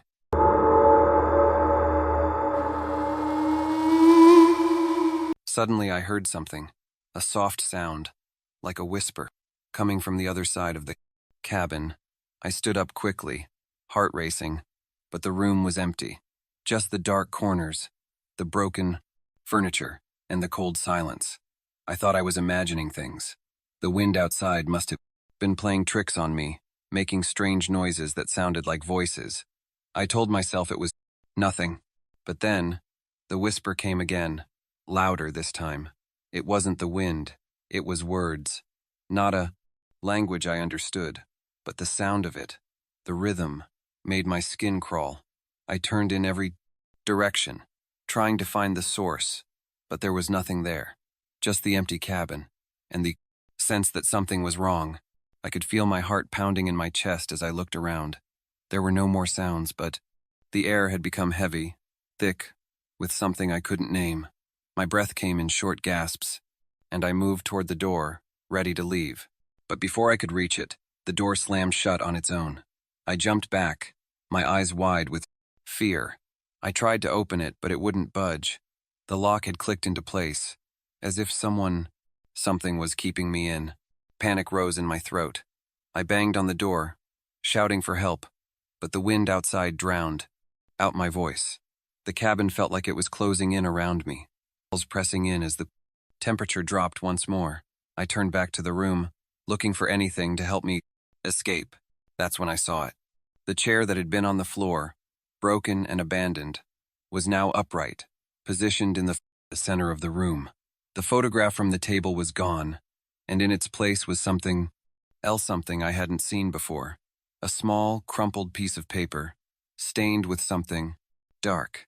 I slowly walked toward it, my legs trembling. I opened it, my hands shaking, and read the message written on the paper. They never leave. My breath caught in my throat. I dropped the paper, my legs giving way beneath me as the realization hit me. The family in the photograph, They had never left. They were still here, in the cabin, somewhere in the walls, or the floorboards, or maybe even in my mind. I turned around, and that's when I saw them. Their eyes were wide, staring at me from the shadows, the faces from the photograph. But now, they weren't smiling. They were screaming in terror. And they were coming for me. The blizzard hit suddenly. One moment, the sky was clear, and the next, it was as if the world had been swallowed by a thick wall of snow. I had been walking home from the store when it started. The wind picked up out of nowhere, blasting snow into my face, making it impossible to see. I pulled my jacket tighter around me, trying to protect myself from the freezing cold. At first, I thought it would pass quickly. It was just a storm, nothing too serious. But the snow kept falling, faster and thicker, and soon, I couldn't even make out the road ahead of me. The wind howled, and the world became a blur of white. I knew I'd shelter before it got worse, so I turned around and started heading back to the house. But as I walked, something felt wrong. The sound of the wind and snow was so loud that I couldn't hear anything else. I felt completely alone, like I was the only person in the world. But deep down, I knew something wasn't right. It was as if the storm something I couldn't see.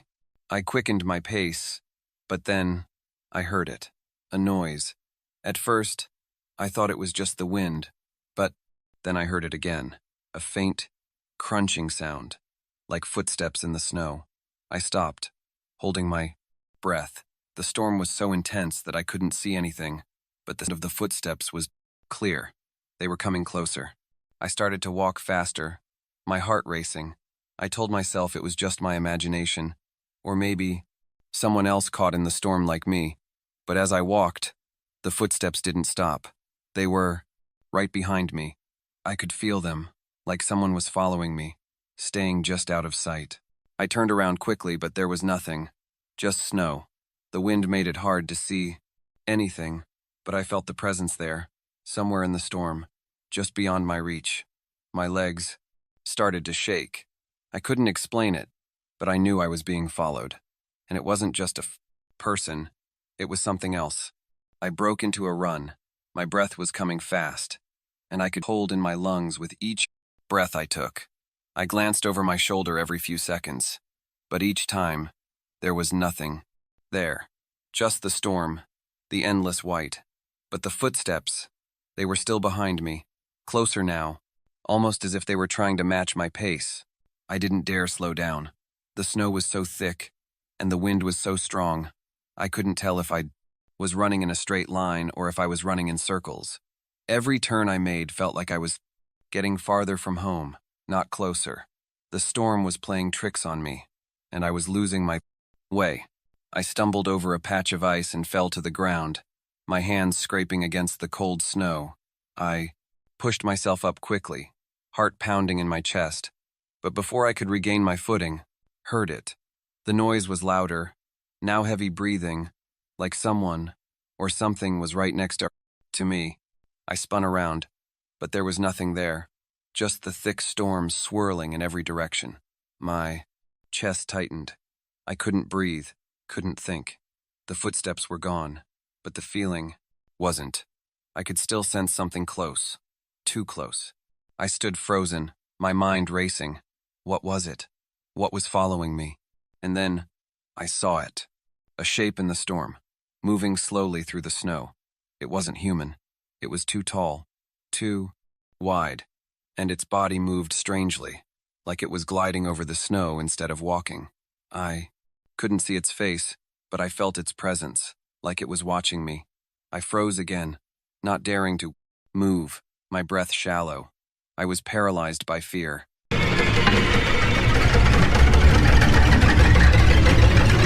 I never believed in strange stories, the kind people tell about things that shouldn't exist, the kind of places that don't show up on maps. But now, I have seen it with my own eyes. It all started when I decided to go for a walk in the woods. I had been feeling restless, tired of the same routine, and the winter air seemed to call to me. The snow had been falling for days, thick and heavy, coating the trees and ground in a blanket of white. I bundled up, grabbed my coat, and stepped out into the cold. I walked deeper into the woods, away from the main trail. It was peaceful. The only sounds were the crunching of snow beneath my boots and the occasional wind whistling through the trees. I had been walking for what felt like hours when I noticed something strange. The trees ahead of me parted, and there, hidden behind a thick wall of snow-covered branches, was a town. It wasn't like any town I had ever seen before.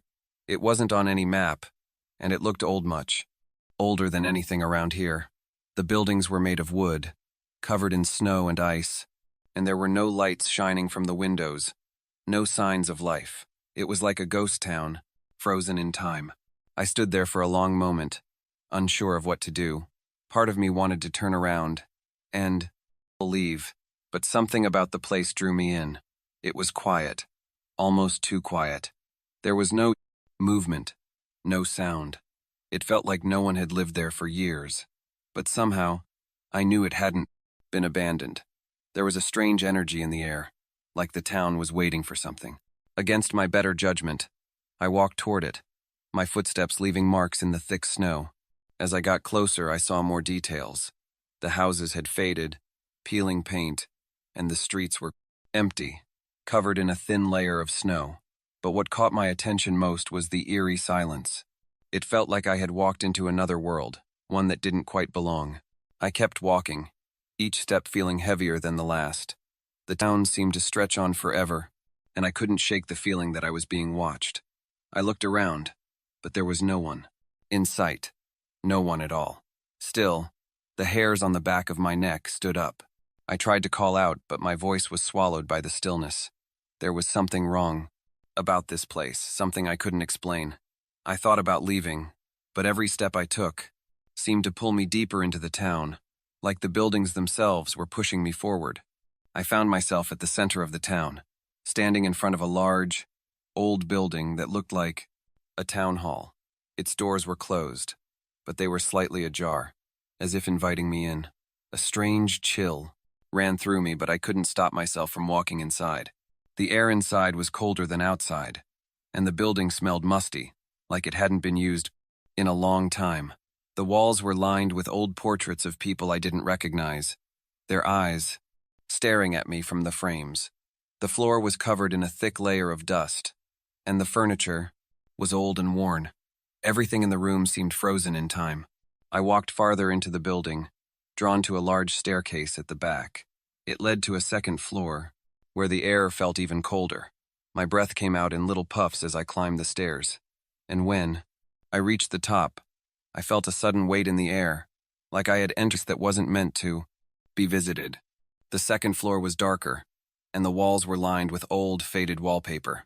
I walked down the hallway, my footsteps echoing in the silence, and that's when I heard it. A door creaked open at the end of the hallway. At first, I thought wind, but then I saw it just a shadow, a figure standing in the doorway. It was tall, thin, and covered in shadow, as if it was made of the darkness itself. I froze. My heart started pounding in my chest, and I felt an overwhelming urge to run, to get out of the town and never look back. But my feet wouldn't move. I couldn't take my eyes off the figure standing in the doorway, watching me with eyes that I couldn't see but could feel, cold and empty. The figure didn't move at first. It just stood there, staring at me. And then, slowly, it started to step forward. Each step it took echoed through the hallway like a drumbeat, each one sending a shock through my body. I backed up, but my feet felt like they were stuck in place. My heart was racing, and my breath was shallow. I couldn't think. All I could feel was the presence of that thing coming closer. My mind screamed at me to run, to get out of there, but I couldn't move. I couldn't look away from the figure. It was almost upon me now. I could hear its breath, slow and steady, like it was savoring my fear. And then, just as it was about to reach me, it stopped. The room grew colder, and the figure simply vanished, as if it had never been there. I stumbled backward, my breath coming in quick gasps. The town was silent again. The figure was gone, but I could still feel its presence, lingering in the air, like it was watching me from the shadows. I turned and ran, my feet finally moving, carrying me back down the stairs and out of the building. I didn't look back. I didn't dare. The snow outside felt like a refuge, a way to escape the nightmare I had just experienced. I ran through the streets of the town, my heart racing, the cold biting at my skin, seemed to blur around me, and the snow beneath my feet was deeper than I remembered. It felt like I was running in circles, like the town was changing, shifting, trying to keep me inside. I reached the edge of the town, where the trees met the road, but when I looked back, I saw something that made my blood run cold. The town was gone. There was nothing but a wall of trees and snow where the town had been, like it had never existed. I stood there, stunned, my heart pounding in my chest. Had I imagined it all? Was it a dream? But then, in the distance, I heard a voice, soft, whispering, carried on the wind. We're always here, waiting. I didn't look back again. I ran as fast as I could, not stopping until I was back home, safe inside. But even now, I wonder if it was real. Every winter, when the snow falls heavy and the world goes quiet, I find myself looking over my shoulder, waiting for the town to reappear. I don't know if I'll ever find it again, but I know one thing for sure. It's still out there, somewhere, waiting for the snow to fall again. And this time, I don't think I'll be so lucky.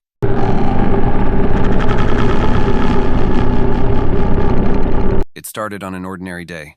I was browsing through a flea market, something I did from time to pass the hours when I felt restless.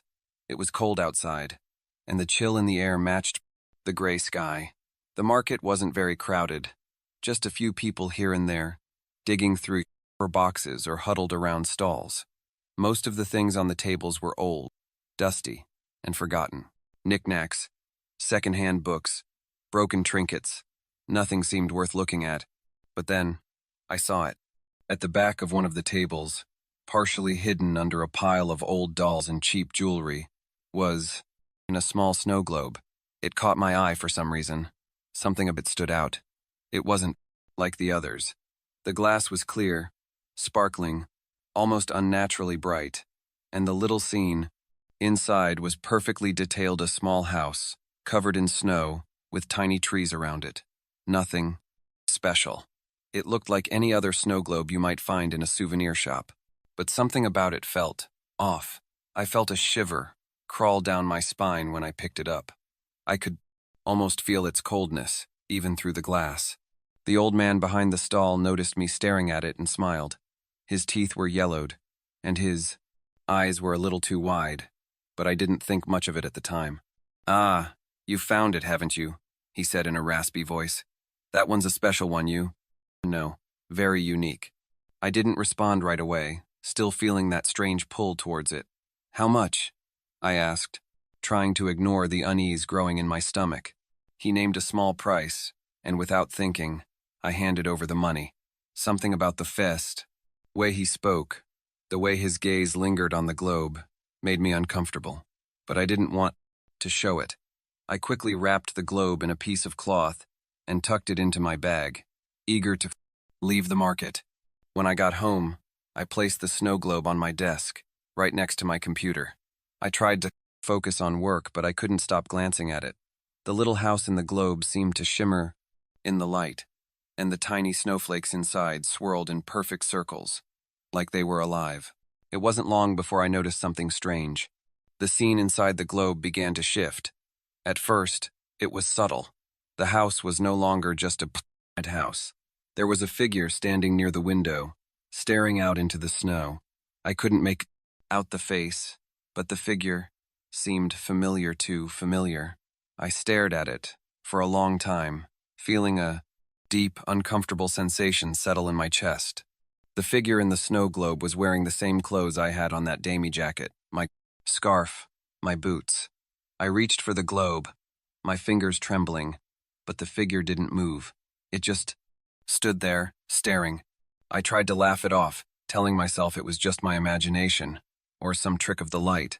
But the longer I looked, the more details I noticed. The house in the globe was no longer peaceful. The windows were dark, and the snow around it had turned an eerie shade of gray, like the world inside the globe was dying. Then, the figure began to move. Slowly, it turned away from the window, walked to the door, and opened it. I couldn't breathe. The figure walked out into the snow, and as it took a step, I saw the snow beneath its feet darken, as if something was seeping into the ground, something dark, something wrong. The figure walked deeper into the storm, and the snow continued to swirl violently around. The scene was shifting faster now, moving like a film on fast forward. And then, I saw it. The figure collapsed. I don't know how I knew it was me, but I did. I saw myself, lying in the snow, still and lifeless, the storm around me growing stronger, the wind howling like it was alive. My heart raced, and I felt a cold sweat break out on my skin. I reached for the globe, my hands shaking. I turned it upside down, hoping that the snow would and everything would go back to normal. But when I set it back down, the scene didn't change. The figure me was still lying in the snow, unmoving. The dark, swirling snow was still around it, and the storm continued to rage. It was then that I realized something. The figure in the globe was me, yes, but it wasn't just a vision. It was a prediction. It was showing me something that was going to happen. My heart hammered in my chest as I backed away from the desk. I had to get rid of it. I had to throw it away. I grabbed the globe, my fingers cold and stiff, and ran to the kitchen.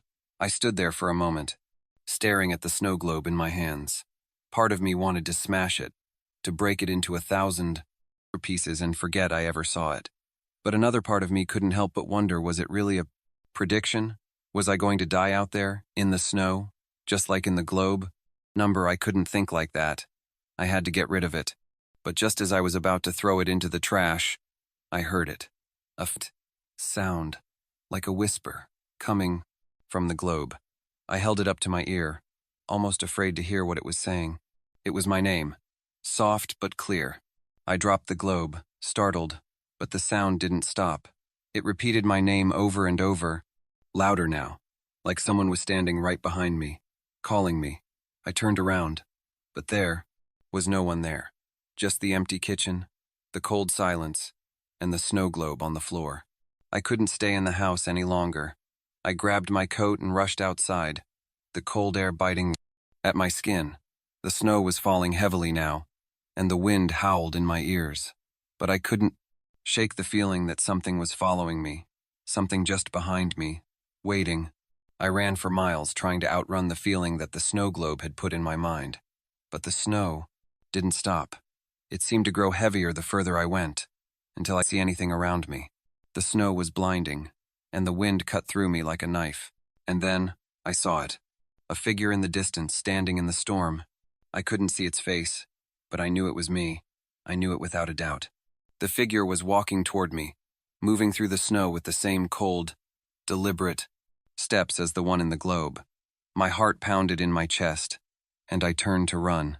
But no matter how fast I ran, no matter how hard I tried to escape, the figure kept coming, growing closer with every step. And then, just as I felt the cold touch of its hand on my shoulder, I woke up. I was in my bed, drenched in sweat, my heart still racing. The storm outside had stopped. The room was quiet. For a moment, I wondered if it had all been a nightmare. But then I looked at the desk. The snow globe was sitting there, just like before, and the figure inside was still standing at the window, staring at me.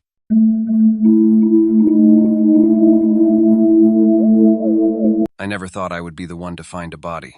I always heard stories about people discovering strange things in the snow, but I never imagined I'd be the one living through it. It started on a cold morning, just after a heavy snowfall. The weather had been terrible for days, the kind of blizzard that seemed to swallow everything around it. I had decided to take a walk outside to clear my head.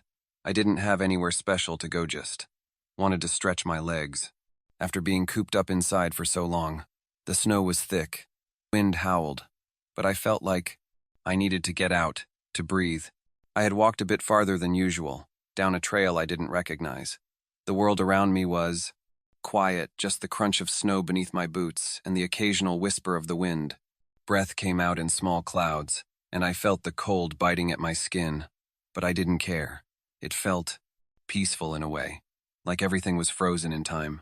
But then, I saw it. At first, I thought it was just a pile of snow, perhaps a drift from the storm. But as I got closer, something didn't feel right. I stopped, my heart suddenly racing. There was a shape in the snow. A person, a body, lying face down in the cold, surrounded by a thick layer of snow that had already begun to freeze around them. I felt a chill run down my spine, not from the cold, but from the realization that this wasn't just a random body. Something was wrong about it. I stepped closer, my feet hesitant. My pulse quickened. I don't know why, but I couldn't look away from the body. I crouched down beside it, my breath shaky as I tried to make sense of what I was seeing. The person's clothes were soaked through with ice, their skin pale and frozen. But that wasn't what struck me the most. What made me freeze in place was their face. It looked just like mine. The shock hit me like a punch to the stomach. I didn't even understand what I was seeing. The face was identical, same brown eyes, same dark hair, same everything. It was like looking in a mirror, but the person was dead. Frozen in place, their expression twisted into something that looked like terror. The snow around them seemed to have trapped them, as if the storm itself had buried them alive. I reached out, trembling, but I couldn't bring myself to touch them.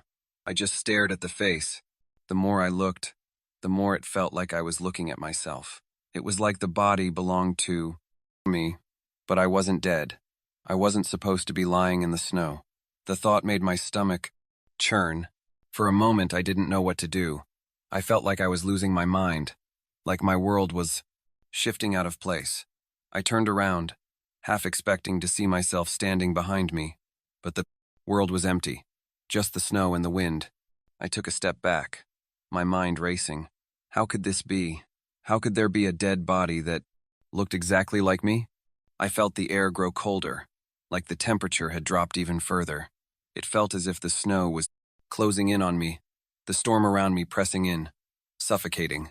I glanced around, but the path I had come from seemed to disappear. The snow had covered everything, leaving me disoriented. I couldn't even tell which way I had walked. I knew I had to get out of there. I had to leave, to go back home where it was safe.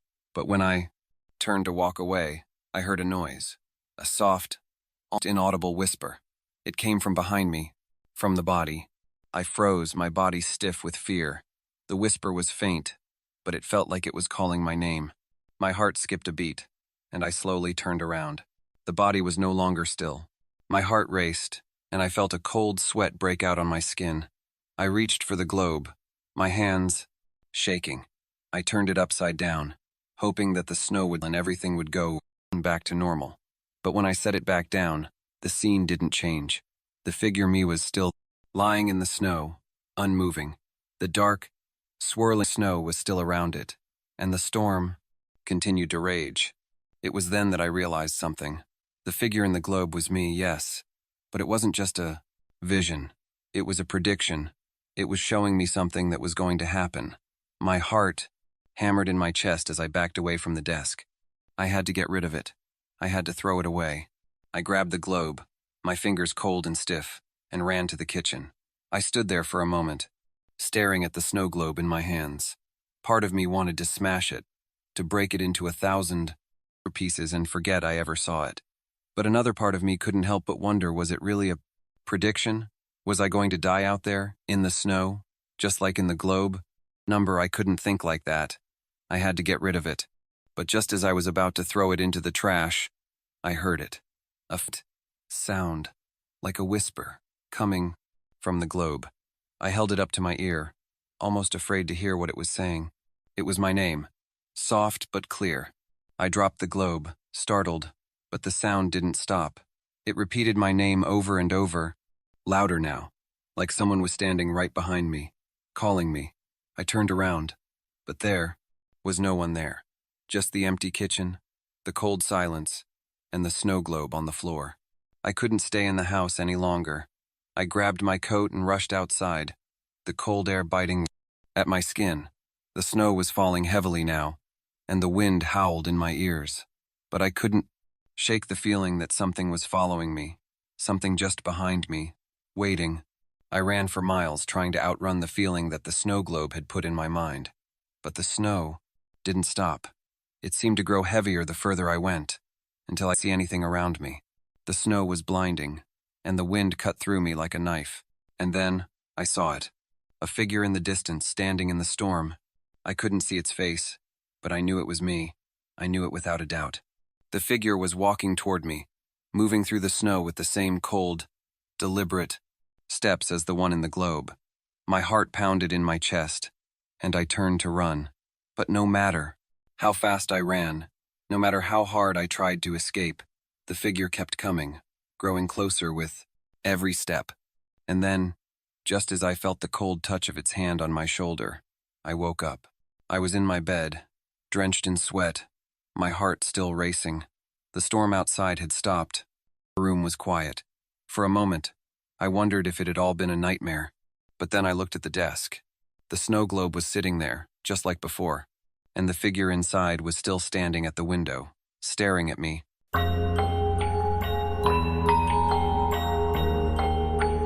I never thought I would be the one to find a body. I always heard stories about people discovering strange things in the snow, but I never imagined I'd be the one living through it. It started on a cold morning, just after a heavy snowfall. The weather had been terrible for days, the kind of blizzard that seemed to swallow everything around it. I had decided to take a walk outside to clear my head. I didn't have anywhere special to go, just wanted to stretch my legs. After being cooped up inside for so long, the snow was thick, wind howled, but I felt like I needed to get out, to breathe. I had walked a bit farther than usual, down a trail I didn't recognize. The world around me was quiet, just the crunch of snow beneath my boots and the occasional whisper of the wind. Breath came out in small clouds, and I felt the cold biting at my skin, but I didn't care. It felt peaceful in a way, like everything was frozen in time. But then I saw it. At first, I thought it was just a pile of snow, perhaps a drift from the storm. But as I got closer, something didn't feel right. I stopped, my heart suddenly racing. There was a shape in the snow. A person, a body, lying face down in the cold, surrounded by a thick layer of snow that had already begun to freeze around them. I felt a chill run down my spine, not from the cold, but from the realization that this wasn't just a random body. Something was wrong about it. I stepped closer, my feet hesitant, my pulse quickened. I don't know why, but I couldn't look away from the body. I crouched down beside it, my breath shaky as I tried to make sense of what I was seeing. The person's clothes were soaked through with ice, their skin pale and frozen. But that wasn't what struck me the most. What made me freeze in place was their face. It looked just like mine. The shock hit me like a punch to the stomach. I didn't even understand what I was seeing. The face was identical, same brown eyes, same dark hair, same everything. It was like looking in a mirror, but the person was dead. Frozen in place, their expression twisted into something that looked like terror. The snow around them seemed to have trapped them, as if the storm itself had buried them alive. I reached out, trembling, but I couldn't bring myself to touch them. I just stared at the face. The more I looked, the more it felt like I was looking at myself. It was like the body belonged to me, but I wasn't dead. I wasn't supposed to be lying in the snow. The thought made my stomach churn. For a moment, I didn't know what to do. I felt like I was losing my mind, like my world was shifting out of place. I turned around, half expecting to see myself standing behind me, but the world was empty, just the snow and the wind. I took a step back, my mind racing. How could this be?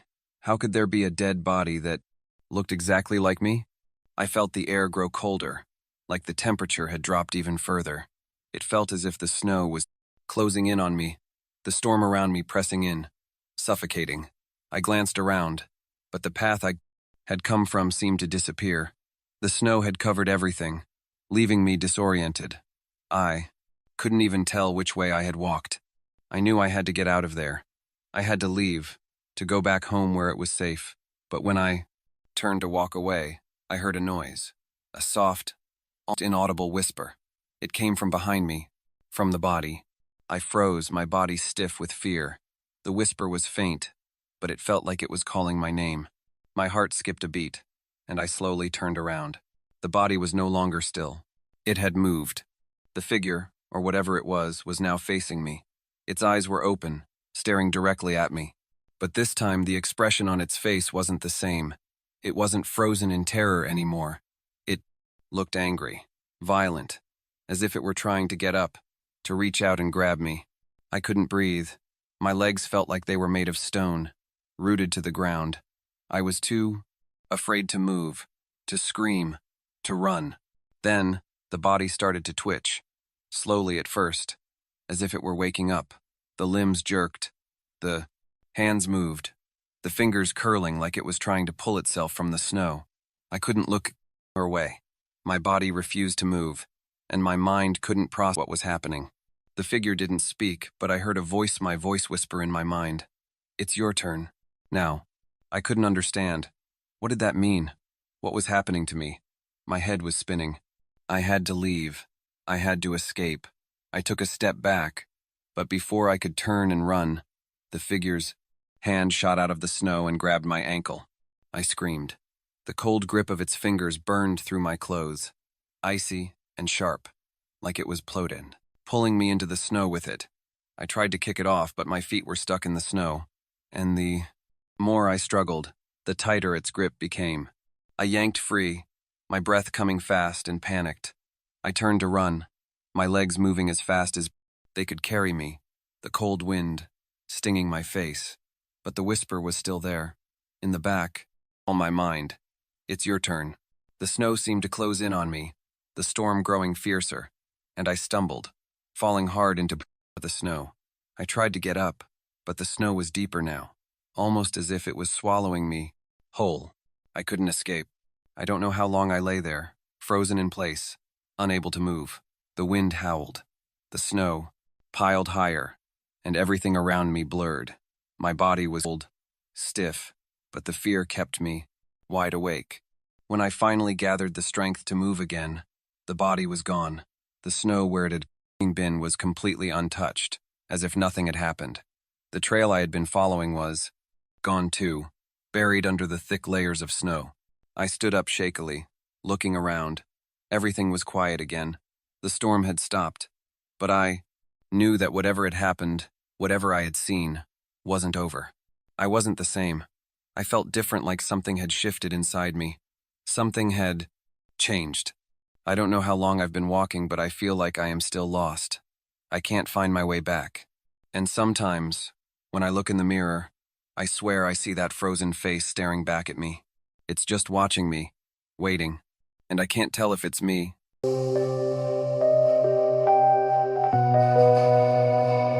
I'll never forget the moment I saw it. I had been walking for hours, the snow crunching beneath my boots with each step. The storm had started out light, but quickly grew worse, thick snow swirling around me, and the wind biting through my coat. I was far from home, having taken a path I didn't recognize. The trees around me were weighed down with snow, their branches creaking under the pressure. It was a quiet walk, the kind where the world seems muffled and far away, almost like time itself has slowed. But then I saw something strange, a patch of snow, completely undisturbed, lying just ahead of me. It looked almost perfect. No footprints, no movement, just pure, smooth snow. And right there, in the middle of it, was a shape. I stopped. My heart skipped a beat. At first, I thought it was just the way the snow had settled, but as I got closer, I realized what it was. It was my face. A perfect image of my face, outlined in the snow, as if someone had carefully placed it there. I blinked, trying to make sense of it. The snow had been untouched before, so how could it form an exact replica of me? My heart began to race, and my breath came out in shallow bursts, the cold air stinging my skin. I crouched down to get a closer look. The snow around the outline of my face seemed to shimmer, almost as if the air around it was colder than the rest. The shape was perfect down to the details of my eyes, my nose, and my mouth. But there was something off about it, something I couldn't place. And then I saw it. The face in the snow was smiling. I felt a chill run down my spine. I couldn't look away. The smile, a normal one. It wasn't a reflection of any kind of happiness or joy. It was wide, unnaturally wide. And the eyes, even though they were made of snow, looked alive. They were looking at me, staring right into me, as if they knew exactly who I was, as if it was me, but not me. A version of myself I didn't recognize. A cold sweat ran down my back, and I stood up quickly, stumbling back a few steps. My mind raced. How could this be? There was no way someone else could have made this. I was alone in the woods, far from anyone. I looked around, but there was nothing. No one. Just the empty expanse of snow and trees. I took a deep breath, trying to calm myself. It was just the storm, I told myself. The wind, the cold, the snow, it was all playing tricks on me. I should just leave, go back to safety. But as I turned to walk away, I heard something. A faint, whispering sound, like the wind carrying a voice. My name.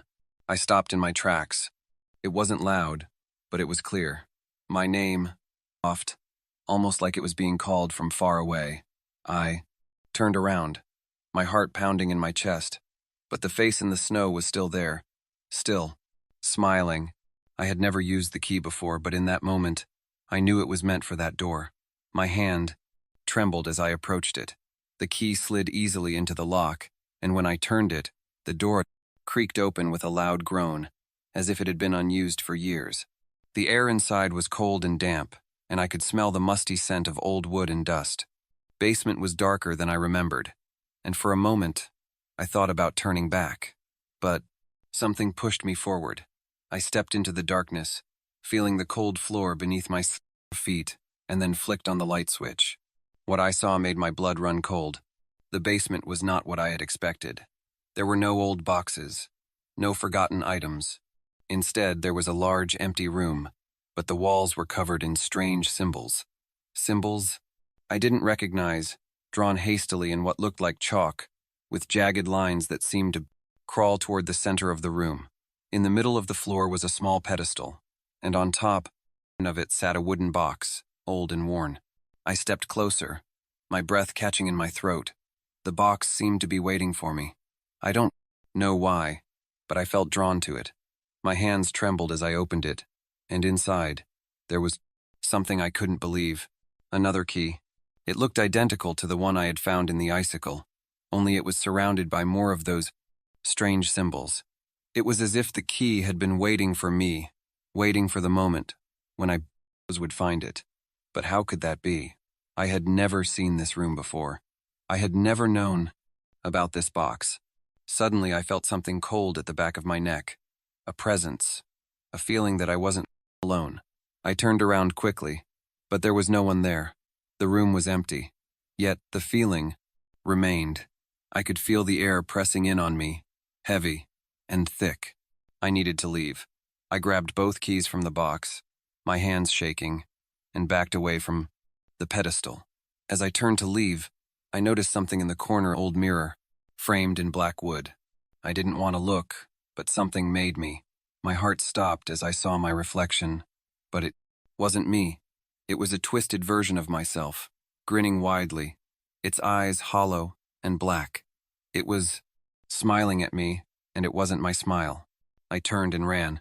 The house seemed to close in around me as I ran up the stairs and out the door. The cold air outside felt like a relief, but the feeling didn't go away. The keys were still in my pocket, and I could still hear the whisper of my name in the wind. When I looked back at the house, I saw something I could never forget. The mirror in the basement wasn't reflecting the house anymore. It was reflecting me, and I was still smiling. I don't know if I'll ever truly escape it. That key, that mirror, that room, they follow me, haunting me, even now. I can't stop thinking about what the keys were meant to unlock, or what they had been waiting for. But every time I close my eyes, I see the smile, the one that isn't mine.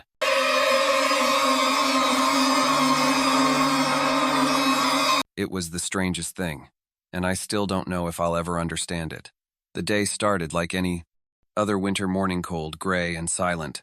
The kind of day where the snow falls in thick, heavy flakes, covering everything in a blanket of white. I had gone outside to shovel the driveway, a chore I had grown used to over the years.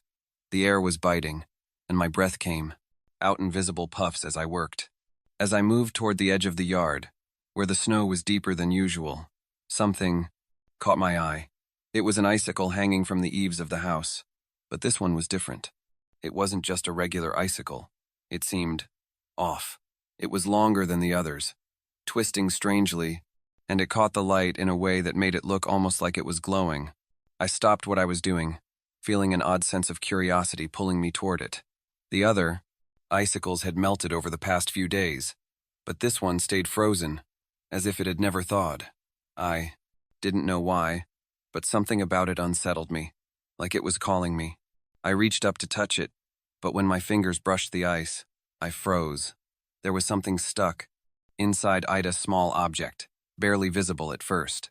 I squinted and moved closer, pushing the snow around the base of the icicle until I could see it more clearly. It was a key, a strange, old-fashioned key, the kind you'd see in old movies or mysterious stories.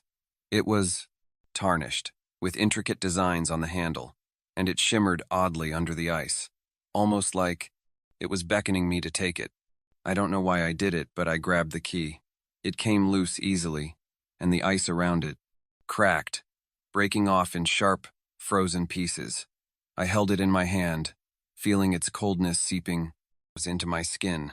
It was heavier than I expected, and I felt an odd chill crawl up my spine. At first, I thought it might be some kind of decoration or a forgotten object from years ago. But there was something about it, something that felt wrong. I looked around, but there was no one else in sight. No one to explain why this key had been stuck inside an icicle hanging from my two doddis. No one to explain why this key had been stuck inside an icicle hanging from my doddis. No one to explain why this key had been stuck inside an icicle hanging from my sickle hanging from my sight. No one to explain why this key had been stuck in roof. I stood there for a few moments, turning the key over in my hand, and then a thought crossed my mind. Where does it fit? I couldn't shake the feeling that I had to find out. Maybe it was just my imagination, but the key seemed to have a kind of pull to it, as though it had some sort of purpose that needed to be fulfilled. I went inside and set it on the table, my fingers still cold from holding it. The rest of the day passed uneventfully. I didn't think much about the key again, but it lingered in the back of my mind. Every now and then, I would glance at it on the table, the strange feeling never quite leaving me. But by evening, the house was quiet. I was alone. I decided to go to bed early, hoping to shake off the unease, but I couldn't. The key kept pulling at me. I stood up from my bed, the room bathed in moonlight, filtering through the window, and walked downstairs to the table where I had left it. I picked it up again, feeling the weight of it in my hand. I couldn't but the urge to find where it belonged had only grown stronger.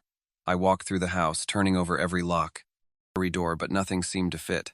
I didn't even know where I expected to find a lock that this key would open, but the feeling was undeniable. Then, I noticed something. There was a door in the basement, one that had always been locked. I had never thought much of it. I assumed it led to the old cellar, a place I never really went, full of old boxes and junk. But now, standing at the top of the stairs, something about that door seemed different. I had never used the key before, but in that moment, I knew it was meant for that door. My hand trembled as I approached it. The key slid easily into the lock, and when I turned it, the door creaked open with a loud groan, as if it had been unused for years. The air inside was cold and damp, and I could smell the musty scent of old wood and dust.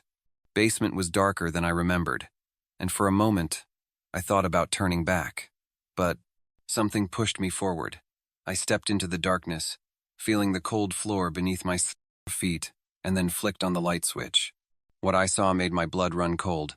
The basement was not what I had expected. There were no old boxes, no forgotten items. Instead, there was a large, empty room, but the walls were covered in strange symbols. Symbols I didn't recognize, drawn hastily in what looked like chalk, with jagged lines that seemed to crawl toward the center of the room. In the middle of the floor was a small pedestal, and on top of it sat a wooden box, old and worn. I stepped closer, my breath catching in my throat. The box seemed to be waiting for me. I don't know why, but I felt drawn to it. My hands trembled as I opened it, and inside, there was something I couldn't believe. Another key. It looked identical to the one I had found in the icicle, only it was surrounded by more of those strange symbols. It was as if the key had been waiting for me, waiting for the moment when I would find it. But how could that be? I had never seen this room before. I had never known about this box. Suddenly, I felt something cold at the back of my neck. A presence. A feeling that I wasn't alone. I turned around quickly, but there was no one there. The room was empty.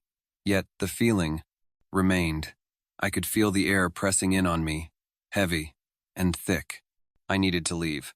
I grabbed both keys from the box, my hands shaking, and backed away from the pedestal.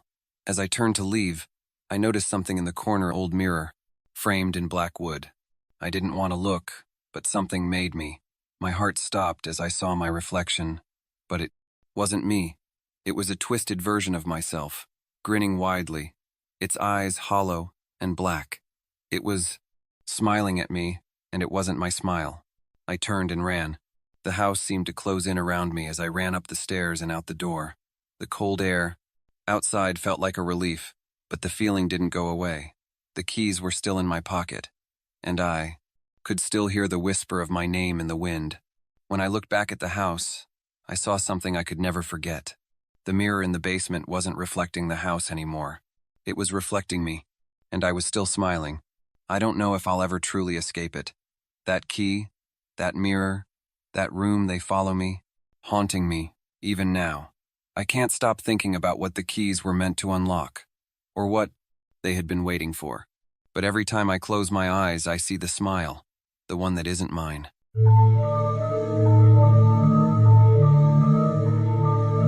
It was one of those bitterly cold nights, the kind where the wind cuts through you like a knife. I had been walking for what felt like hours, trying to make my way home through the woods. Snowstorm had come out of nowhere, a sudden violent gust of wind that blinded me with snow and made it nearly impossible to see more than a few feet in front of me. I wasn't lost, but I felt like I might be. The world was swallowed by white, and the chill was unbearable. I knew I had to keep moving, but the exhaustion was starting to catch up with me. My legs felt heavy, and my breath was coming out in short, shaky bursts. The cold was so sharp that it felt like it was cutting into my bones. I stumbled forward, my hands numb from the biting wind. Then, I saw a faint light in the distance. At first, I thought it was a trick of the snow, my eyes playing games with me. But as I got closer, the light became clearer. It wasn't a house, or a street lamp, or anything familiar. It was a lantern, a single lantern, glowing steadily in the middle of the snowstorm, surrounded by darkness. I couldn't explain it. There shouldn't have been anyone out here. No one could survive in this kind of weather, especially not with just a lantern, but something about it pulled me in. The warmth from the light felt like a promise of safety, a way out of the storm. I walked toward it, my steps slow but steady, the wind howling around me. The lantern flickered, but it didn't go out. The closer I got, the more I noticed something strange. The wind, the snow, the ice, all of it seemed to bend away from the lantern, as if the cold was being pushed back by its light. It wasn't right. The air around the lantern was warmer, almost as if the storm itself feared it. When I reached the lantern, I stopped and stared. It was old, made of dark metal with intricate designs carved into it. The flame inside was bright and strong, casting a warm glow on the snow, but there was something unsettling about it. The warmth that radiated from it wasn't normal. It was too much, like standing too close to a fire. Yet, I couldn't tear my eyes away. I reached out a hand to touch the lantern, and just as my fingers brushed the metal, a cold gust of wind hit me hard, snapping me back into reality. The wind had changed. It was colder now, but it wasn't just the wind. It felt like it was coming from all directions at once, as if the very air around me had shifted. I glanced around, suddenly aware of how quiet it had become. The storm had stopped. The wind had died down, but the world around me felt wrong. The trees, the snow, the darkness, everything seemed still, frozen in place. The only thing that moved was the lantern's flame, flickering and dancing in the silence. And then I heard it, a low, guttural sound, like something breathing. It wasn't human, and it wasn't animal. It was something else, something deep in the earth, something that had been waiting. The sound was coming from all around me, just beneath the surface of the snow. I looked down, trying to make sense of it, but the ground was still and smooth. The lantern flickered again, brighter this time, as if responding to the sound. And then, just as suddenly as it had started, the noise stopped. But the feeling remained. I couldn't shake it. The feeling that I wasn't alone, that something was watching me. I knew I had to leave. I didn't care about the warmth of the lantern anymore. I turned to walk away, but as soon as I did, the temperature dropped again. The air was biting, freezing, as if the storm had returned. I could feel the cold creeping into my bones, pushing in from every side. I looked back at the lantern, and it was still there, still glowing. But now, the flame wasn't steady. It was moving, as if it had a life of its own. The wind picked up again, but it wasn't like before. It wasn't just cold, it was angry. The snow began to swirl violently, and I could hear something moving in the distance, something huge, something heavy. I ran. My heart pounded as I sprinted through the snow, the wind slapping against my face, but I couldn't outrun the storm. No matter how fast I ran, the cold seemed to catch up with me. My breath was coming in ragged gasps, and I could feel my strength fading. The lantern was still burning in the distance, its light now growing dimmer with each step I took. I didn't dare look back, but I could hear it, the sound of something large, moving through the snow, getting closer. Its breathing louder, with each passing second. My legs were giving out. I could feel myself slowing down, my body betraying me. The world around me grew darker as the snow swirled in thick curtains, blinding me. And then, in a flash of cold light, I saw it. A shadow. It was massive, towering above me, its form moving with a terrifying grace. It wasn't human. It wasn't anything I had ever seen. Its eyes glowed with the same eerie light as them, and I could feel it watching me, waiting for me to stop. I couldn't run anymore.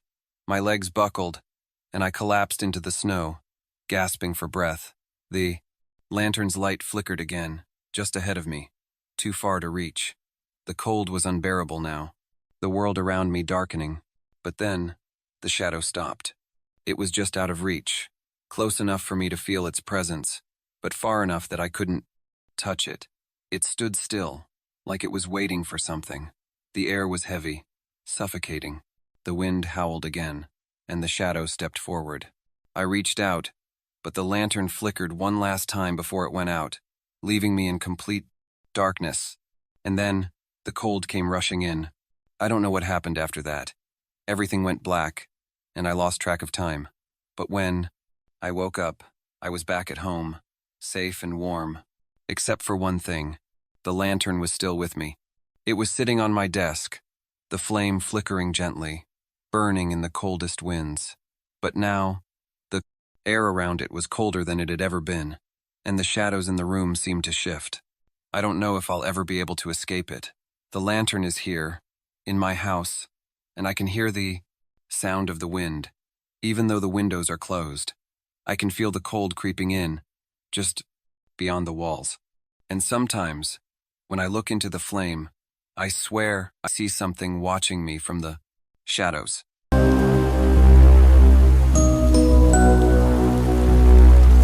I never thought being snowed in would be such a nightmare. It all started when the storm hit.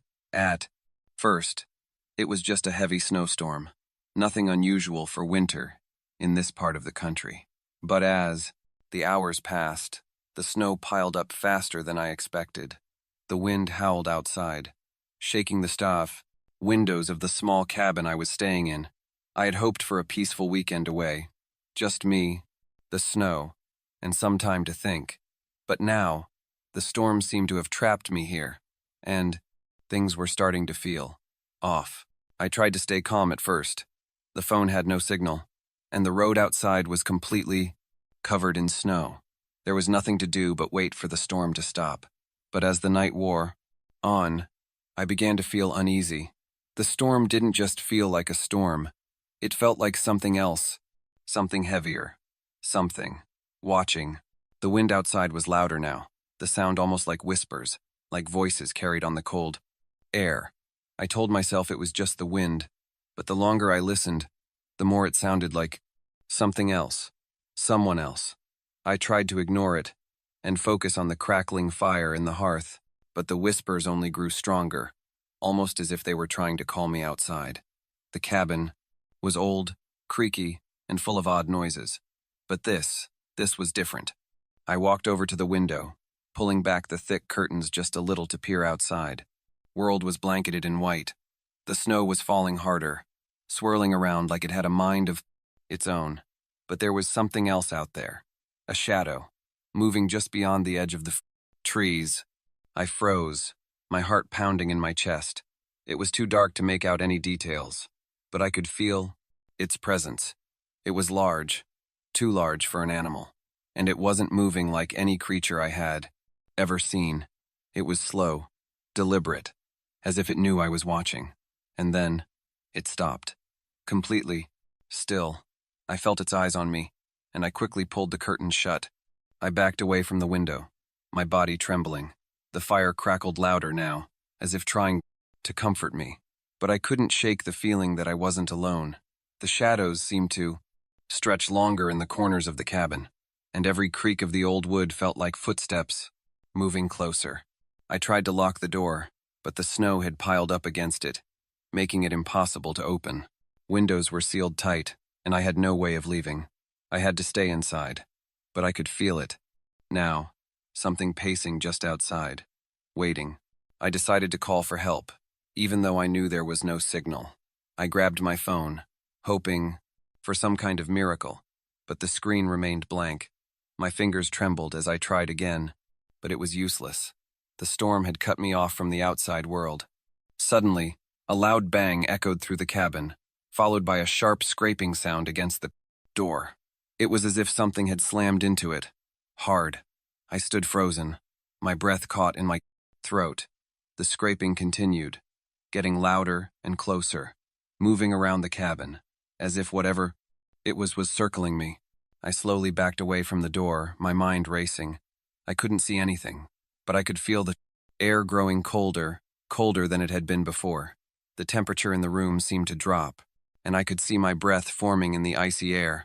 I rushed to the fireplace, throwing more wood onto the flames, desperate to keep the warmth alive.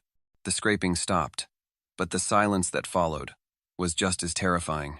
It was a thick silence, the kind that fills your ears and presses against your chest. I couldn't hear the wind anymore, or the snow, just silence. Then I heard it, a soft tapping. At first, I thought it was my imagination, but the sound grew, louder, closer. It was coming from the window, on the other side of the room.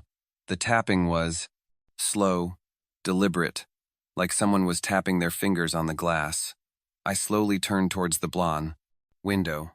There was no one there. The snow outside had stopped falling for a moment, and I could see the outline of something large standing at the edge of the trees. Its shape was distorted, twisted. It had long, thin limbs, but they didn't move like a human's. The figure seemed to bend in unnatural ways, as though it didn't have a clear form. I couldn't make out its face, but I could feel its eyes on me. Cold, empty eyes. I backed away from the window, my mind screaming for me to run, to get out of there. Where would I go? The storm outside was far worse now. It was a blizzard, and the snow was deeper than before. There was no way I could survive out there. The fire in the hearth flickered, casting eerie shadows on the walls. The cabin felt smaller, more suffocating. I could hear the tapping again, louder now, coming from the door.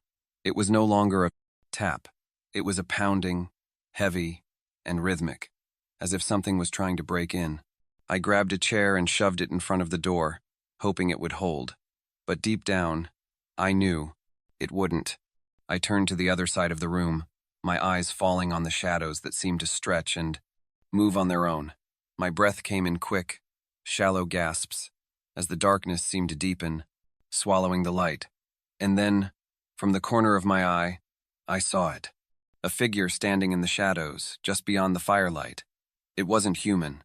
Its eyes glowed, faintly, like two cold stars. Its limbs were impossibly long, twisted, like they were made to bend and stretch in ways no human could. It didn't move, not yet, but I could feel it waiting.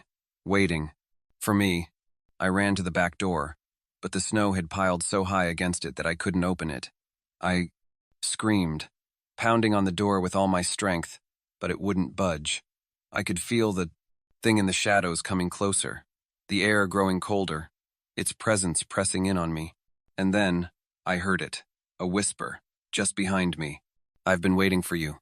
The voice was low, unnatural, like it was coming from deep beneath the earth. I spun around, but there was nothing there, just shadows, darkness, and that feeling, that cold, horrible feeling. Something was watching me, waiting. The door suddenly slammed open, the wind howling through the cabin as if it was alive. Thing, whatever it was gone. But the cold, the suffocating cold, lingered. I don't know if it ever truly left. I am still here, in the cabin, snowed in, alone, and I don't think I'll ever be able to leave.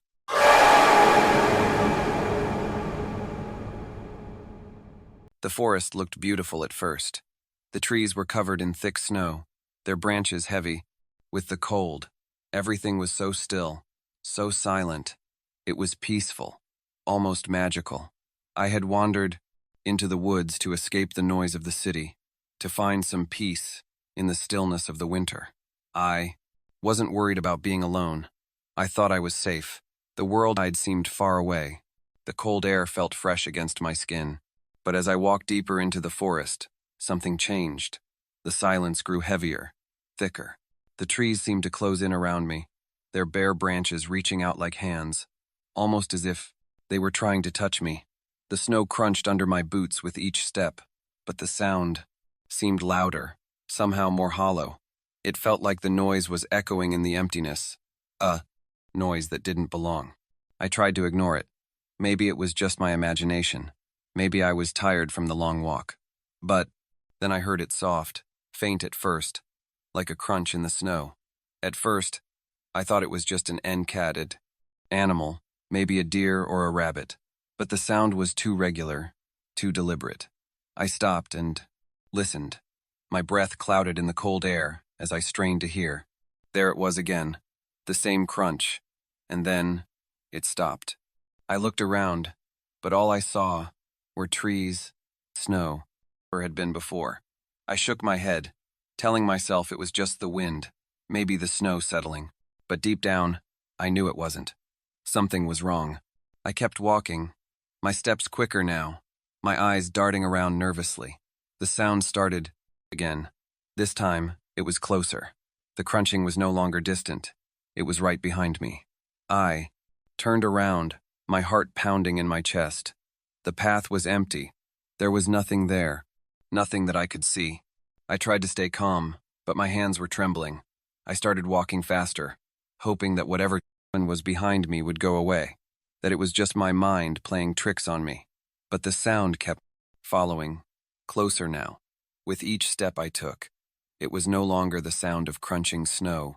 It sounded like footsteps, slow and heavy, like something large was walking in my tracks. I could feel my pulse in my ears, the hairs on the back of my neck standing up. I was being followed. I wanted to turn and run, but I didn't. I couldn't. My feet felt glued to the ground, my body frozen with fear. The path ahead seemed endless, the trees all looking the same, closing in on me. The sound was closer now, right behind me. I dared not look back, but I could feel it there. Something was just a few steps behind me, watching me. Then I heard it breathing. It wasn't the wind or the snow, it was steady, slow, like something large was just behind me, taking in deep breaths. I could hear it with every step I took. and it was getting louder. The sound was unmistakable now. I wasn't alone in this forest. Something was with me. I couldn't take it anymore. I started running, my breath coming in short gasps, my boots slipping and in the snow. But no matter how fast I ran, the breathing kept pace with me. The crunching of footsteps, the heavy breathing, they were right behind me, getting closer. I didn't dare look back. My legs burned, my heart was racing, but I couldn't stop. I could feel it, hear it. Right, it was behind me, chasing me. The trees seemed to blur as I ran, their twisted shapes mocking me, reaching out with their frozen branches. The snow was thick, but I didn't care. I had to keep going. I had to get away from whatever was following me. And then I stumbled.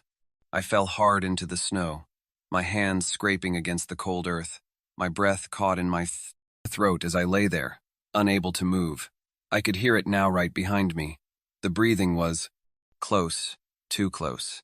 It was almost as if it was standing over me, waiting for me to get up. I forced myself to my feet, my muscles aching. I couldn't stop. I couldn't let whatever it was catch me. I turned and ran again, but the snow was deeper now, and the cold was burning in my lungs. I could barely see through the thick fog of my breath, but I didn't dare slow down. The crunching behind me grew louder, the breathing heavier, closer. It was like a weight was pressing down on me, dragging me back, slowing me down. I didn't know how long I ran, but eventually, I saw something. A break in the trees. I was near the edge of the forest. I could make it out. My heart leaped with hope, and I pushed myself harder, my legs screaming in protest. The crunching was still there, following me, but I could almost reach the open space. The woods were ending. I was so close. I pushed through the last few trees and burst into the clearing, gasping for air. I looked around, my heart racing in my chest, but there was nothing there. No one, no thing, just the snow, covered ground, the empty sky. I stopped, confused. The breathing had stopped. The crunching was gone. I was alone. I turned around to look back at the forest, trying to make sense of what had just happened. Something caught my eye. There, just beyond the trees, I saw it. It was standing there, in the shadow of the woods, just watching me. Its eyes were glowing faintly, cold and empty, like two stars in the darkness. And then it vanished. Just like that, gone. I was alone in the clearing.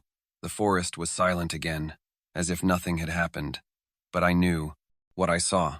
I knew it wasn't just my imagination. It was still out there, watching, waiting. I didn't stay long. I left the clearing and walked back to my car, my steps quick, my eyes constantly glancing behind me. I didn't look at the forest again, but I still feel it. I could still hear the breathing.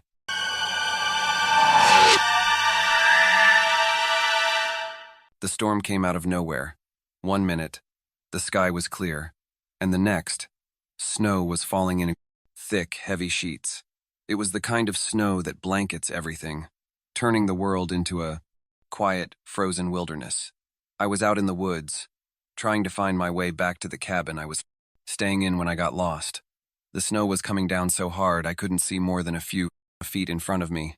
The cold bit at my skin, and the wind made it feel like the very air was freezing. I trudged through the snow, desperate to find shelter. The path I had been following had completely disappeared under the snow, and I had no idea which way to go. That's when I saw it, a shadow in the distance, something solid, standing against the white emptiness. It was a cabin. I thought I was imagining things at first. How could a cabin be out here? I'd been walking for hours, and the only thing I'd seen was endless trees and snow. But there it was, half buried in the snow, its roof sagging under the weight of the storm. It was an old, wooden cabin, the kind you read about in stories or see in forgotten corners of old photographs. I wasn't sure if it was real, but I had no choice but to head toward it. I reached the door, pushing against the snow that had piled up around it. The handle was cold and rusted, but it turned with an unsettling creak. I stepped inside, immediately feeling the warmth from the small fireplace that still glowed faintly in the corner. The air was musty, filled with the smell of old wood and something else I couldn't quite place, something earthy, almost like wet soil. I closed the door behind me, grateful to be out of the storm, but as soon as I turned around, I felt a chill run down my spine. The inside of the cabin didn't look right. It wasn't just old, it felt frozen in time. The furniture was covered in thick layers of dust and snow, but there was something oddly preserved about the place, like it hadn't been touched for years, or maybe even decades. There was an old chair by the fireplace, a small table near the window, and a rusted pot hanging from the ceiling. But nothing seemed to belong. It all felt out of place. I stepped further in, my boots crunching in the snow on the floor. The light from the fireplace flickered, casting long, strange shadows on the walls. My eyes fell on the walls themselves. There were old, faded pictures, but they were strange. The people in the photos didn't look quite right. Their faces were blurred, as if the images had been smeared by time or some unseen force. The clothes they wore were strange too, like something out of another century. I couldn't help but feel a growing sense of unease, as if the cabin was hiding something. I walked over to the window, hoping to get a better look at the storm outside. But when I pulled back the curtain, I saw only more snow, swirling like a storm inside my head. The window was thick with frost, making it impossible to see anything beyond it. That's when I noticed something strange: a faded journal lying on the table near the window. The cover was cracked and worn, and the pages inside were yellow with age. I opened it cautiously, my fingers trembling slightly. The handwriting inside was neat but old-fashioned, written in a way that felt distant, almost like the person who wrote it was no longer there. The entries started normal enough, describing everyday life, small details about the seasons changing and the weather. But as I read on, the tone of the writing started to shift. The entries became darker, more frantic, as if the person was growing desperate. "I hear it in the walls now," one entry read. "It's watching me. I can't leave. The snow won't stop, and neither will it." The next page was filled with nothing but scribbles, frantic and wild, as if the person had lost control. I flipped to the next page, my breath catching in my throat as I read the final entry. "I am not sure what it is, but it's not human. I can feel it in my bones. It's coming for me." I slammed the journal shut, my heart pounding in my chest. I felt dizzy, the air in the cabin thick with an oppressive, almost suffocating weight. The temperature dropped suddenly, and I could see my breath in the air, even though the fire still burned faintly in the hearth. The shadows in the corners of the room seemed to shift, stretching like something alive. My skin crawled, and I felt like something was staring at me from the dark. I turned back to the door, planning to leave, but when I reached it, I froze. The snow outside had stopped. The world was silent, except a soft creaking sound coming from the corner of the cabin. I turned slowly, the hairs on the back of my neck standing on end. The fireplace was now out, the room dark. I could see nothing but shadows. Then I saw it, a figure, standing in the doorway of the room beyond the main cabin. It was tall and thin, its features hidden by the shadows. It was watching me, its eyes gleamingly in the darkness. I couldn't move. I couldn't breathe. The figure took a slow step forward, its feet barely making a sound on the snow-covered floor. Another step, then another. I backed away slowly, my heart racing, but it didn't stop. The figure kept coming, its long limbs reaching toward me, as if it was reaching for something I couldn't see. I ran for the door, but when I pulled on the handle, it wouldn't open. I was trapped. The room grew colder, and I could feel the presence getting closer. I heard a voice, soft, almost like a whisper, but it was all around me. "You shouldn't have come here." I turned around, but the figure was gone. The cabin was still, silent, frozen in time. The door finally opened, but the storm outside was gone. It was just snow, endless snow, as far as the eye could see. The cabin was buried under layers of time and snow, but something was still inside, waiting. I knew then that the cabin was never meant to be found, and now, neither was I.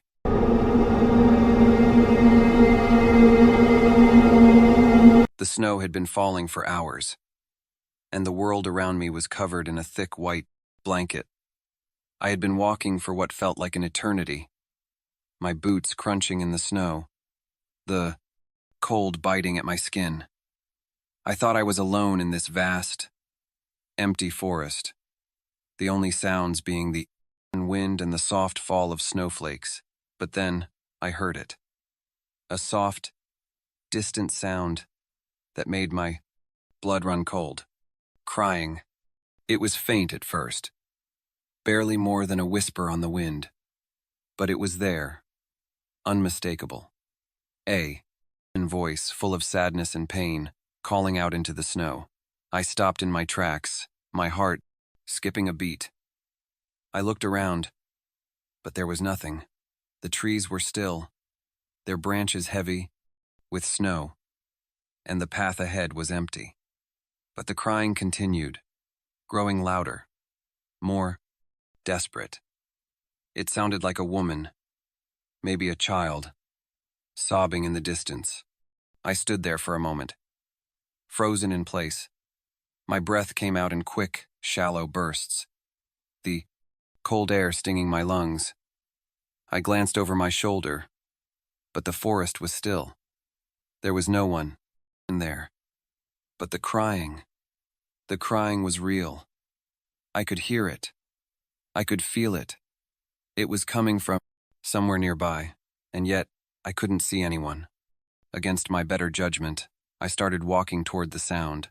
Each step I took felt heavier, like the snow was pulling me back, trying to keep me from going forward.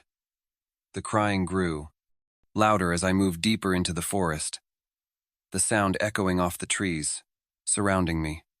It was like the forest itself was alive with it, the air thick with the sadness that came from the cry. I don't know why I kept going. Maybe it was curiosity, or maybe it was something darker, something that told me I needed to find out what was causing this horrible sound. I followed the cry, my eyes darting around, searching for any sign of life. But all I saw was snow. Thick, endless snow. And then I saw it. A figure. Just ahead. Standing in the snow. At first, I thought it was just another tree or a shadow. But as I got closer, I could see it was a person. A woman, her back to me, standing still in the snow. Her hair was dark, hanging down in tangled strands, and her clothes were torn, as if she had been out there for days. Her shoulders shook with the sobs. Her head bent low as she cried. I called out to her, my voice loud against the cold air. "Are you okay?" The woman didn't move. She just stood there, crying, her body trembling in the cold. I took another step forward, my heart pounding in my chest. "Hey, are you all right?"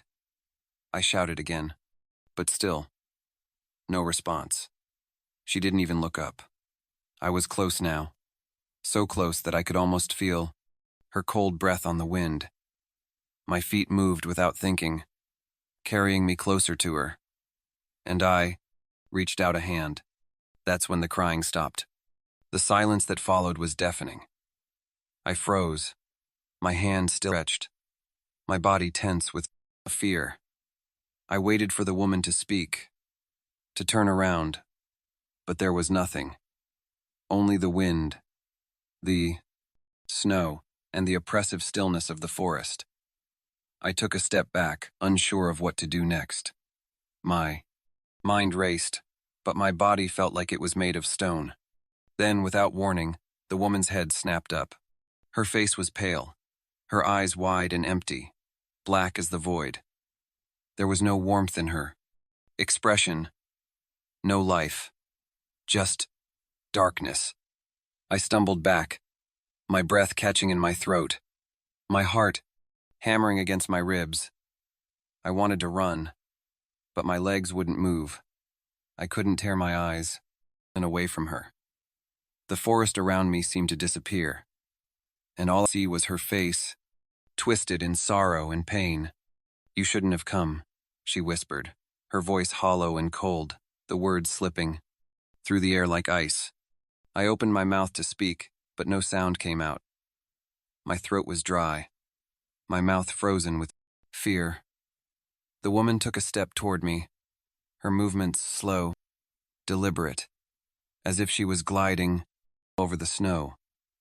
I wanted to scream, to run, but my body wouldn't obey. The air was thick with an endured, unnatural cold. The snow around her, swirling, as if it had a life of its own. "I've been waiting," she said, her voice barely more than a whisper. "Waiting for you to find me." I took another step back, my legs shaking beneath me. I felt trapped, like the forest was closing in around me. There was nowhere to go, no way out. Her black eyes followed me, and the longer I looked at her, the more I could feel the weight of her presence, the sadness, the despair. It was like she was sucking the warmth from my body, draining the life out of me. "Please," I managed to choke out, my voice weak. "Who are you?" The woman's lips curled into a faint, twisted smile. "I am the one who's lost, the one who's been forgotten." I tried to turn away, but the snow beneath my feet gave way, and I stumbled, falling hard to the ground. The cold cut into my skin, and I scrambled to get up, my hands sinking into the deep snow. The woman was still there, just watching, her black eyes never leaving mine. She didn't move, didn't speak, just stared at me with that terrible smile. And then, just as suddenly as it had started, everything went quiet. The wind died down. The snow stopped falling. The forest was still. I looked around, my heart racing, but there was no sign of the woman anymore. The space where she had been standing was empty. Just snow, stretching endlessly, in every direction. I got up, my legs shaky, and I turned to leave, my feet carrying me back through the snow, my mind whirling with what I had just seen. The cry was gone. The woman was gone. But I could still hear it in my mind, the sound of her voice, hollow and empty, whispering in the wind. I don't know how long I walked, but when I finally reached the edge of the forest, I looked back, and there she was again, standing in the snow just out of reach, staring at me with those black eyes. The cry had stopped, but I knew it wasn't over.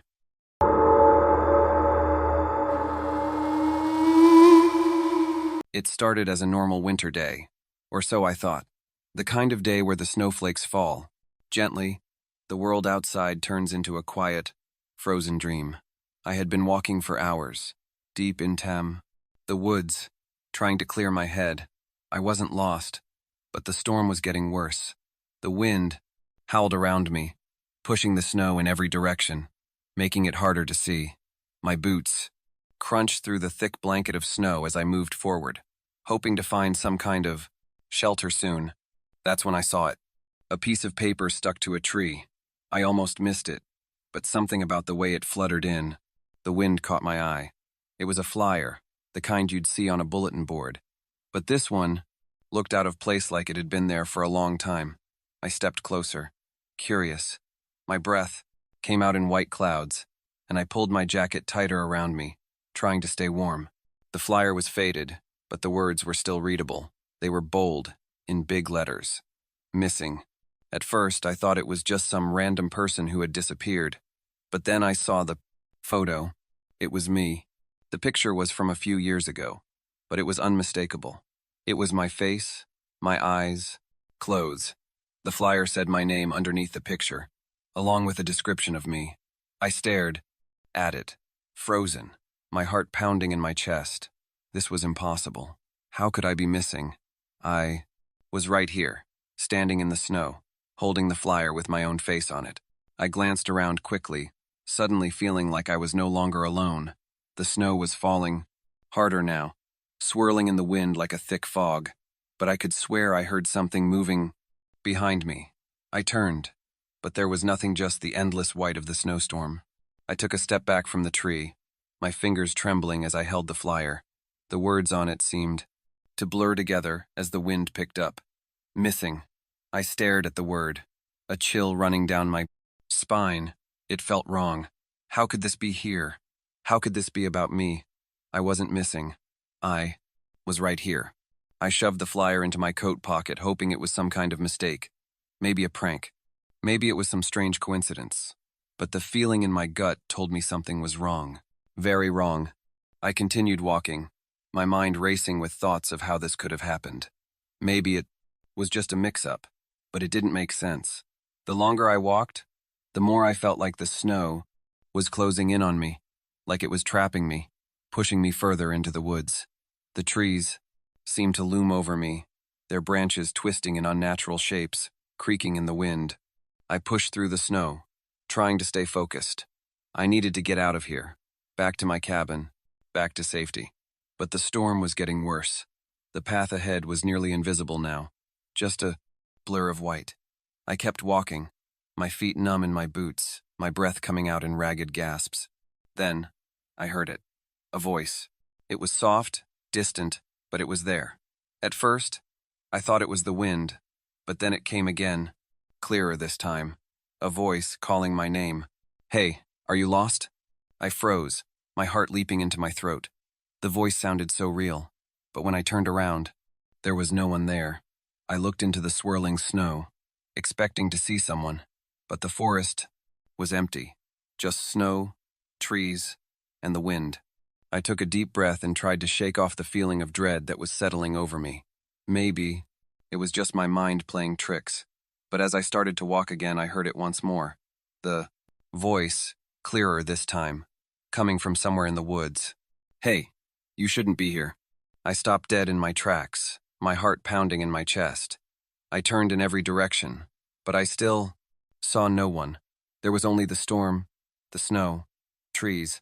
The voice seemed to be getting closer, though, as if it was moving with me, following me.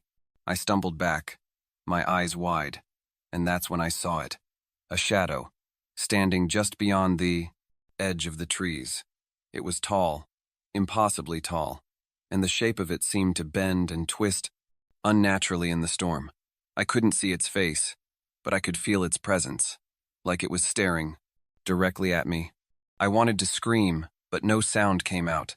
I stood frozen, my legs unable to move, and then the voice came again. You shouldn't have come.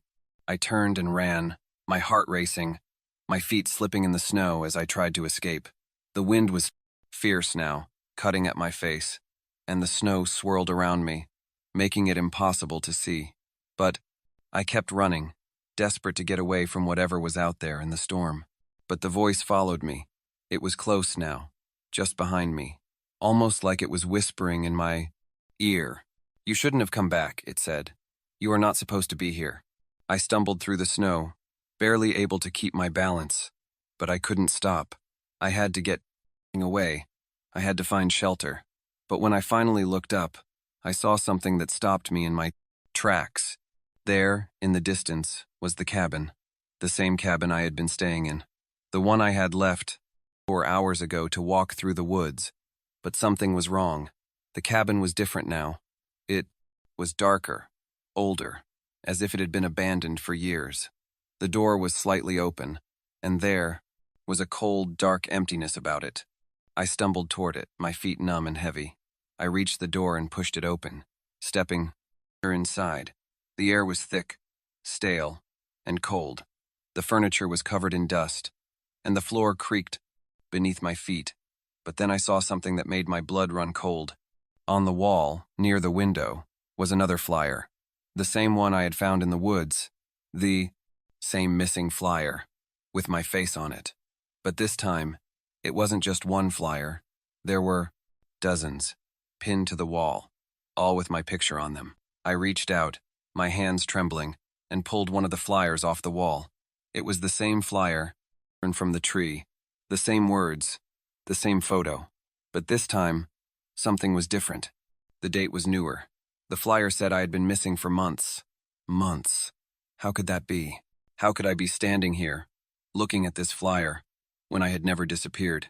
I spun around, my eyes wide with panic, but the cabin was empty. It was just me.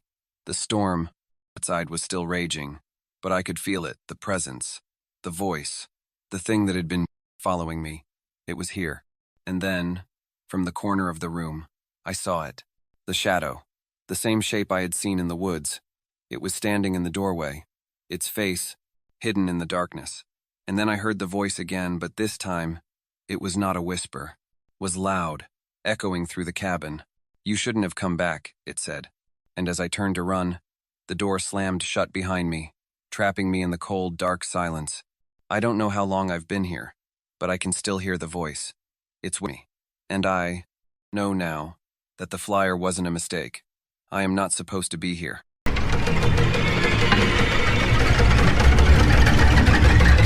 The snow was coming down so hard, it felt like the world was being swallowed by the storm. Had been walking through the forest for what seemed like hours, my boots sinking into the deep snow with every step. The trees around me were twisted, their branches bare and clawing at the sky, making the whole place feel even more isolated. The wind was biting, cutting into my skin, and every step I took felt heavier than the last. I had no idea how far I had come or where I was headed. I'd been trying to make my way back to the cabin where I was staying, but the snow had covered every trail, and the storm was making it harder to see. The world felt still, like even the trees were holding their breath. There was no sound except for the whisper of the wind and the crunch of my boots in the snow. That's when I saw it. A figure, moving just ahead of me, barely visible through the snowstorm. It was tall, dressed in dark clothing, and it moved slowly through the snow as if it didn't care about the storm at all. I stopped in my tracks, staring at it. The figure didn't seem to notice me, or if it did, it didn't care. It just kept walking, its steps steady and unhurried, peering between the trees. I hesitated for a moment, unsure of what to do. The figure looked strange, like it was a part of the storm, but something in me urged me to follow it. It was the only sign of life I'd seen in what felt like forever. Without thinking, I started to move after it, my steps quickening to match its slow pace. As I walked through the snow, I couldn't shake the feeling that the figure was leading me somewhere, drawing me in like a moth to a flame. The more I followed it, the more the snow seemed to close in around me. The trees grew denser, their shadows stretching long and dark, and the wind howled through the forest like a warning. But still, I pressed on, determined to catch up. The figure was moving faster now, just out of reach, and I pushed myself harder to keep up. It was like I could feel the air around me getting colder, the snow swirling in tighter circles, almost as if the world was spinning around me. My breath was visible, freezing in the air, but the figure seemed unaffected by the cold, walking as though it belonged to the storm. I was losing track of time. I had no idea how far I had walked, but the landscape around me was starting to look unfamiliar. The trees were taller now, their trunks twisted in odd shapes, and the snow was piling up higher than before. I looked up, trying the sky, but the snow was falling too thickly to make out any hint of the sun. The figure ahead of me was still moving, but it had become more of a shadow now, blending into the storm. I felt a strange sense of urgency, like I needed to catch up before it disappeared completely. I pushed through the snow, my legs growing heavier with each step, my breath coming in ragged gasps. I was getting tired, but I couldn't stop. I couldn't turn back. Then, just as I thought I was about to reach the figure, it stopped. It stood perfectly still in the snow, facing away from me, its head lowered, as if it were waiting for something. I stopped too, not daring to move closer. I didn't know what this figure was or why it had led me, but I felt like something terrible was about to happen. I stood there for what felt like an eternity, watching the figure from a distance. The wind had died down a little, but the snow was still falling thick and heavy. I could see nothing but the endless white around me, and the figure, now motionless, standing just ahead. The longer I looked at it, the more it seemed to blend into the storm, its edges becoming blurry, almost like it was part of the snow itself. I took a step forward, But as soon as my foot hit the snow, I heard something. A noise. A crackling sound. Like the snap of branches in the distance. My heart skipped a beat, and I spun around, my eyes wide with fear. The forest around me was empty. There was no one else. No other figure. Just me and the snow. I turned back toward the figure, but it was gone. Vanished. There was no trace of it. No sign that it had ever been there at all. The trees were just trees again. The snow, just snow. I blinked, my mind racing, trying to understand what had just happened. Had I imagined it? Had it all been some strange trick of the storm? But as I stood there, frozen in the silence of the forest, I realized something. I didn't know where I was anymore. The path I had been following was gone, swallowed by the snow, and the trees all looked the same. I turned in every direction, hoping to see something familiar, but there was nothing. No trail, no cabin in the distance, no sign of the world I had known. Panic began to rise in my chest as I realized the truth. I was lost. The wind picked up again, howling through the trees, and I started walking, hoping to find something, anything that would lead me out of the forest. But the more I walked, the more disoriented I became. Every tree looked the same, every snow-covered path a mirror of the last. I couldn't tell if I was going in circles or heading deeper into the forest. The snow was falling harder now, and the cold was seeping into my bones. My footsteps were getting slower, my breath coming in short bursts. I could feel the weight of the storm pressing down on me, and the silence of the forest was beginning to suffocate me. The storm had swallowed everything, leaving only the endless snow. And then, just as I was about to give up, I saw it again. The figure, standing in the distance, just like before. I didn't know if I should follow it this time, but in that moment, it felt like I had no choice. It was the only thing that wasn't lost in this storm. So, I started walking toward it again, not caring about the danger, not caring if it was real or if it was a hallucination. I needed to find my way out, and the figure was my only hope. But as I got closer, something changed. The figure turned to face me, and I saw its face. It was my own face. I froze, my heart racing in my chest. The figure's eyes were empty, staring straight at me with a look of cold, hollow emptiness. It opened its mouth to speak, but no sound came out. The world around me began to blur, the snow swirling faster, the storm closing in. And then, everything went black. I woke up hours later, the storm gone, the snow still falling gently around me. I was back where I had started, standing in the middle of the forest. But this time, the trees were different. The path I had been following was gone, and there was no sign of the figure. The only thing I had was the memory of its eyes, staring at me, empty and endless. I don't know how I made it back to the cabin, but I know one thing for sure. I will never follow a figure through the snow again.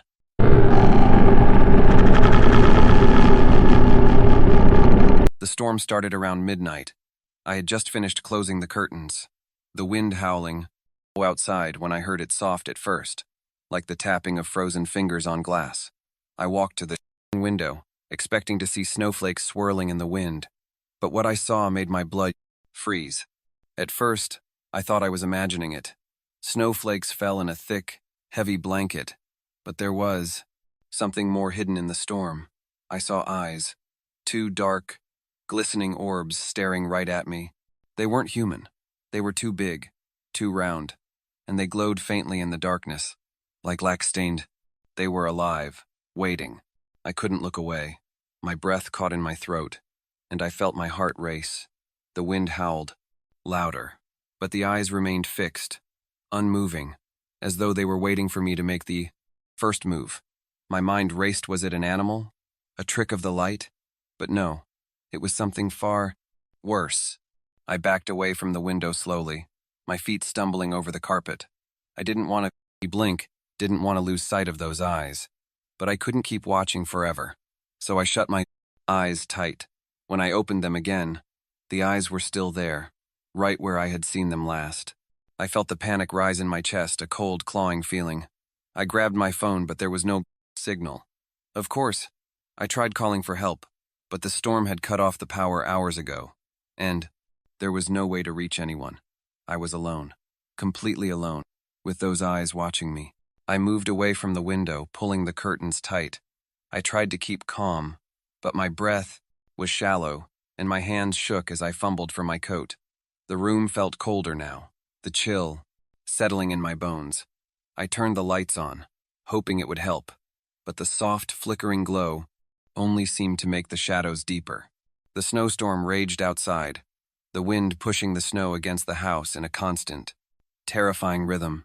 Every now and then, I thought I heard something moving out, something large, something not quite human. It made my skin crawl, the way the sound seemed to echo through the walls. I paced the room, trying to distract myself, but the feeling of being watched never left. I kept looking back at the window, as though expecting the eyes to be there again, but there was nothing, just the snow falling in thick layers. I decided to check the door. Maybe if I locked it, I could feel safer. My hand shook as I reached for the handle, the cold metal sending a chill up my arm. The door was locked, but I still felt the urge to check again, to make sure it was secure. I turned the deadbolt and backed away slowly, my heart pounding louder than the wind outside. That's when I heard it again, a tap, soft but sharp, like a knock at the door. I froze. Who could it be? Who would be out in a storm like this, especially this late? I approached the door cautiously, my mind racing with possibilities. It could be a neighbor. Maybe someone lost in the storm. But when I opened the door, there was nothing there, just the dark, swirling snow, stretching out into the distance like an endless void. No one, not a single trace of life. I closed the door quickly, locking it behind me, and leaned against it. I couldn't shake the feeling that I was being followed, that something was lurking in the storm. Those eyes, they weren't just a trick of the light. They were real. Something was out there. I tried to distract myself. I moved around the house, checking windows, closing the curtains. But every time I glanced outside, my stomach turned. I kept seeing the faint glow of those eyes, distant but never gone. They were always there, watching, waiting. I felt the cold dread rise in my chest. It felt like hours had passed, though the storm outside never slowed. The wind howled louder, like it was screaming. I started pacing the room again, unable to stand still. I felt like I was losing my mind, the terror creeping up on me with every second. Then, the tapping returned. But this time, it wasn't coming from the window. It was coming from somewhere deeper in the house. The walls were thin, and the sound echoed through the halls, so faint that it could have been my imagination. But it was there, unmistakable. A tap, tap, tap. I moved cautiously toward the sound, my legs shaking with every step. I passed through the hallway and into the living room, where the fire had long since died. The air was thick with cold, now colder than it had been before. And then I saw it again, the eyes. But this time, they weren't outside. They were in the shadows of the room, just barely visible, staring at me from the corner. I couldn't breathe. My mind raced, trying to make sense of it, but there was nothing logical to explain it. It was as though the eyes were part of the darkness itself, watching, waiting, judging. I reached for the light switch, but before I could turn it on, the eyes blinked. Slowly. The space between us felt smaller now, the tension unbearable. I took a step back, my body stiff with fear. The wind outside picked up again, a fierce gust that rattled the windows. And then I heard it, the softest whisper, like a breath on the wind. Come closer. I couldn't move. I couldn't speak. The words felt like they were coming from everywhere, from the very walls, from the snowflakes outside, from those damn eyes. Come closer. I ran. I ran down the hall and slammed the door to my bedroom, locking it behind me. My heart was racing, my chest tight. The room felt suffocating. I pressed my back to the door, listening, waiting. But all I could hear was the sound of my own breath, heavy and panicked. I turned and looked toward the window. The eyes were there again, in the glass, staring at me through the snowflakes, and this time they were smiling.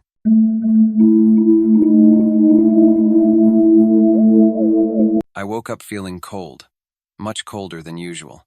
It wasn't ill that could be fixed by adding a blanket. No, this felt different. It was a biting, deep cold, one that seemed to have crawled inside me. I shivered as I opened my eyes, my body stiff and heavy, like I hadn't moved in hours. But the strangest thing was that I was still in my bed. I looked around, the dim light from the street lamp outside barely reaching through my curtains. Nothing seemed out of place. The room was quiet, peaceful even, except for the strange, gnawing cold that wrapped itself around me. I pulled the blankets tighter, but the chill didn't go away. It only seemed to grow worse, seeping through my skin, chilling my bones. I tried to move my legs, but they felt stiff. When I finally forced them to shift, I gasped.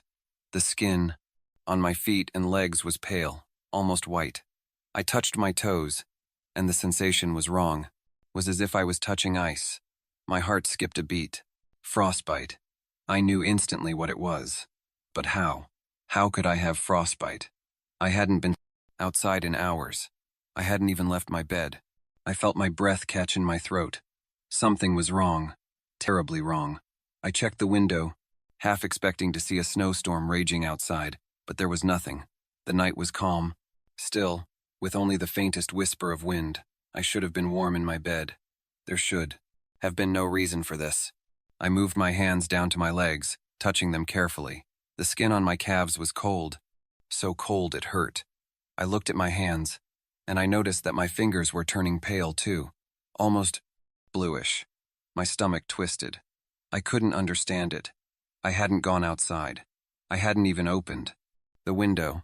I tried to sit up, but a sharp pain shot through my body, like ice was traveling up my spine. Froze. I was trapped, and the cold seemed to be spreading. It wasn't just my legs anymore, it was everywhere. My arms, my chest, even my face. The frostbite was crawling over me, making my skin feel like it was turning to ice. I reached for the phone on my nightstand, but my fingers barely responded. They felt numb, like they weren't even mine. The phone slipped from my grasp and hit the floor with a soft. I tried to call for help, but my voice was weak, barely a whisper. No one would hear me. Then I heard Ida sound so quiet. I thought it might just be my mind playing tricks. A faint scratching, like something scraping along the floor. I turned my head slowly, heart pounding, but there was nothing there, just the shadows in the corners of the room. Still, the scratching continued, getting louder, closer. It was then that I realized I hadn't moved at all. The door was still shut, the room still dark, but the frostbite was spreading. I could feel it now crawling, creeping up my arms and neck. It was as if the cold was alive, feeding on me. The scratching stopped, and I heard something else footsteps. Slow, deliberate, like someone walking through snow. But there was no one in the room. There was no way someone could have entered without me hearing it, especially with the cold seeping in from every corner. I could feel my heartbeat in my throat now.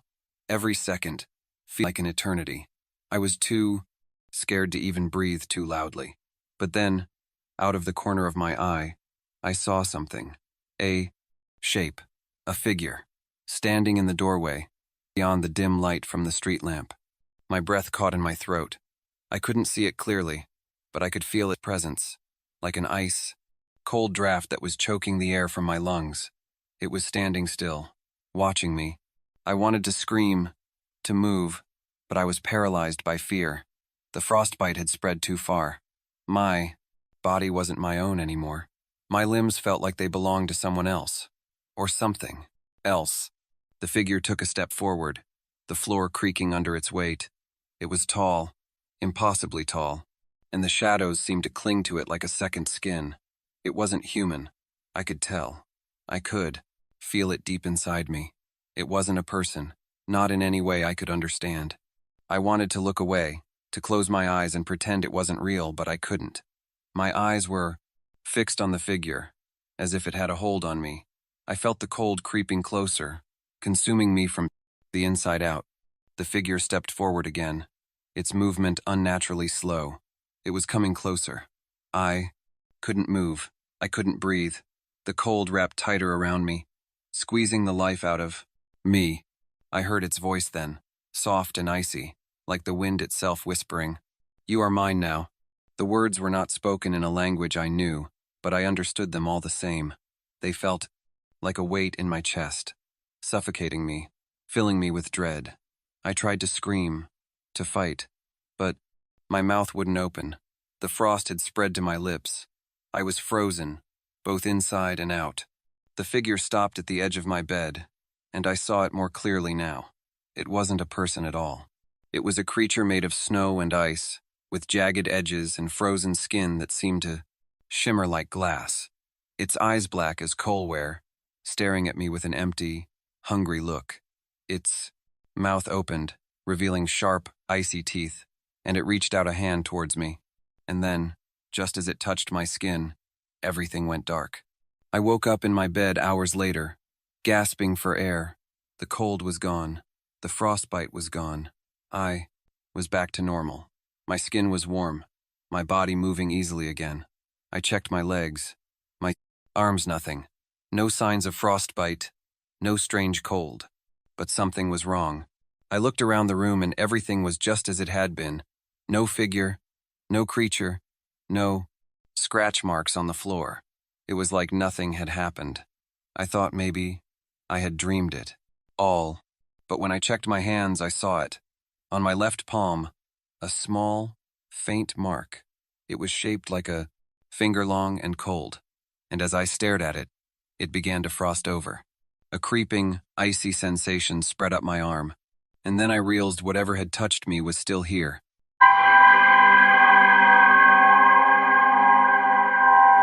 I had just returned from a long walk in the cold, the snow crunching under my boots, when I noticed something strange. There was a door, but it wasn't supposed to be there. It was hidden in the back of the shed, the one I had used for years, without ever thinking to look behind the piles of old, forgotten furniture. This door was covered in ice, the kind of thick frost that looked as though it had been there for ages, even though it hadn't been cold enough to freeze anything solid for weeks.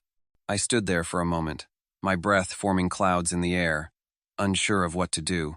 I hadn't noticed this door before, not once. It didn't belong there, I was certain of it. But there it was, standing like a secret that had been kept from me.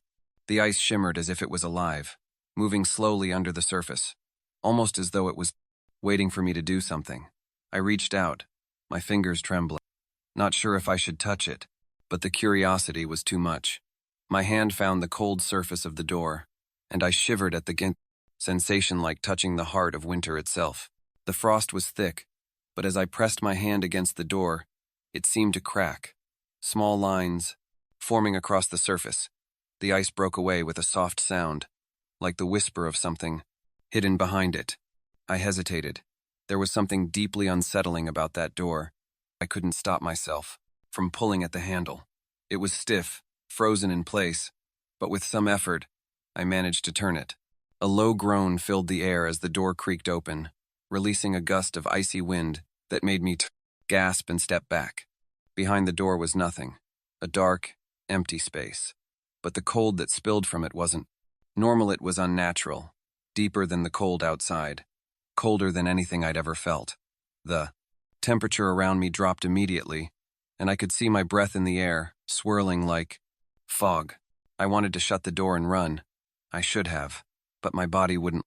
It was as though the darkness beyond the door was calling to me, pulling me closer. I stepped forward, my boots crunching on the frozen ground, crossing the threshold into the unknown. The door slammed shut behind me with a deafening bang that made my heart race. Turned quickly, but it was gone. The door was no longer there. It had vanished, as if it had never been. The air was thick with an oppressive silence. I looked around, but all I could see was endless darkness. No walls, no floor, no ceiling, just an empty void.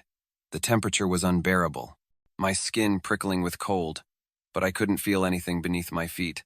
There was nothing but the emptiness. I tried to move, but my legs felt heavy, like something was pressing down on me. I couldn't breathe properly. The cold was suffocating, and I could barely feel my fingers as they gripped at the nothingness around me. It felt like I was sinking, being swallowed by the dark. Then, I heard it. A faint sound, almost like whispering, carried through the cold. It was hard to make out, but the more I listened, the clearer it became. It wasn't just one voice, it was many. Voices layered over one another, speaking in a language I couldn't understand. And they were getting closer, the whispers becoming louder, more urgent. I turned around, expecting to see something, but the space remained empty. The voices, however, were growing louder, surrounding me, until they filled my mind. It was as if they were in my head, in my thoughts. Suddenly, I felt a hand on my shoulder, freezing cold, the ice biting through my jacket. I spun around, but no one was there. But then I heard the breathing, slow, heavy breaths, as though something was standing right behind me. I turned again, but the darkness was still all around me, pressing in, suffocating me. The whispers grew louder, now accompanied by footsteps, soft but unmistakable. Someone here. Something was moving toward me. I took a step back, but the darkness shifted with me, closing was in faster. I couldn't escape it. It was everywhere. I felt a rush of panic, and I turned, stumbling blindly, trying to find the door that had led me here. But no matter how far I walked, there was no sign of it. The darkness stretched on, forever, mocking me, as if it was swallowing me whole. The footsteps were closer now, the breathing louder. And then, a voice, clear and cold as ice, whispered in my ear, "You shouldn't have opened it." I froze. The voice was not mine. It was not anyone I knew. It was older. It sounded ancient, like it had been waiting for years, maybe centuries, to speak to me. I tried to scream, but no sound came out. My throat felt frozen shut. I turned around one last time, desperate to find a way out. But what I saw made my blood run cold. There, standing in front of me, was a figure. Tall, looming, shrouded in the same dark void. Its face was hidden in the shadows, but I could feel its eyes on me. I could feel it watching me, waiting for me to move, to do something. But I couldn't. My body wouldn't respond. It was as if I was paralyzed, unable to escape. I could only stand there, rooted to the spot, as the figure stepped forward. The air grew even colder, and the whispers faded, replaced by a deep, echoing sound. It was a voice, but it was not speaking to me. It was speaking through me, using my voice. It was a voice I had never heard before, old and hollow, full of frost and death. I could feel my mind slipping away, my thoughts becoming distant, disconnected. My hands went numb, and my vision began to blur. And then, just as suddenly as it had started, everything went silent. The cold lifted, faded. The figure was gone. I found myself back in the shed, standing in front of the door. It was still there, covered in ice, just as it had been before. The cold was gone, the whispers vanished, but the memory remained.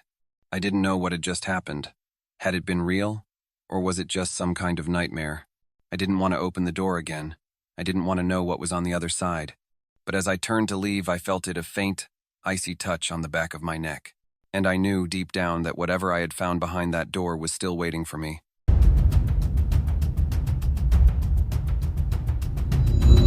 The storm came out of nowhere.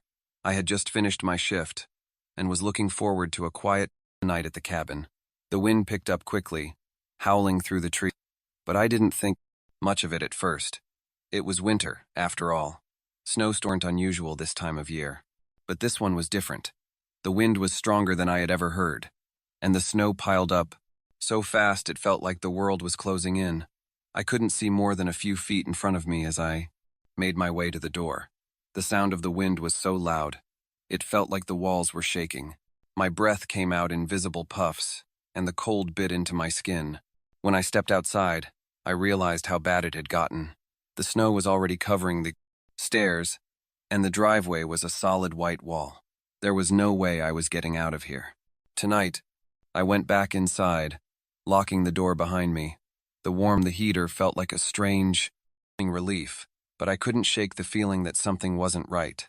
The storm outside seemed to be growing worse by the minute.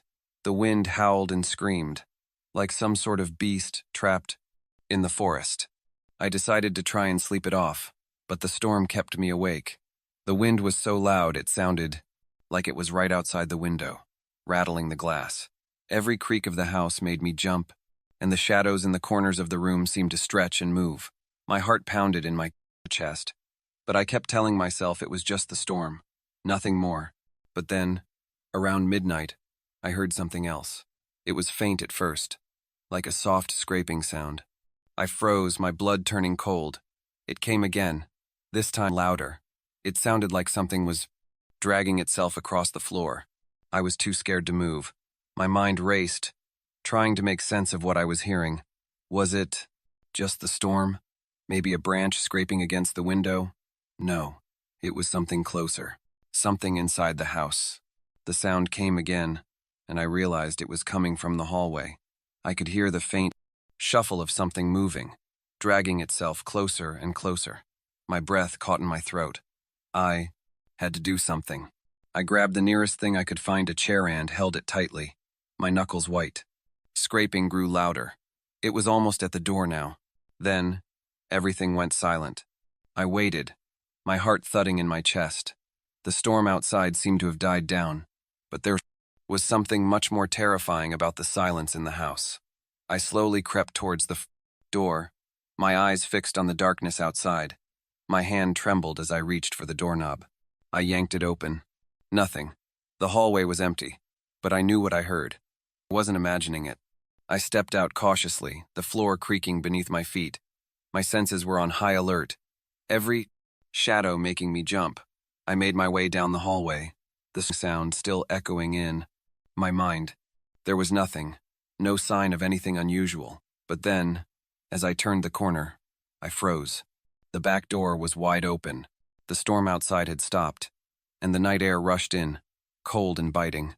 I could feel the chill from the open door, but there was no sign of anyone, no footprints in the snow, no evidence of anyone having been here at all. It didn't make sense. I tried to convince myself it was the wind.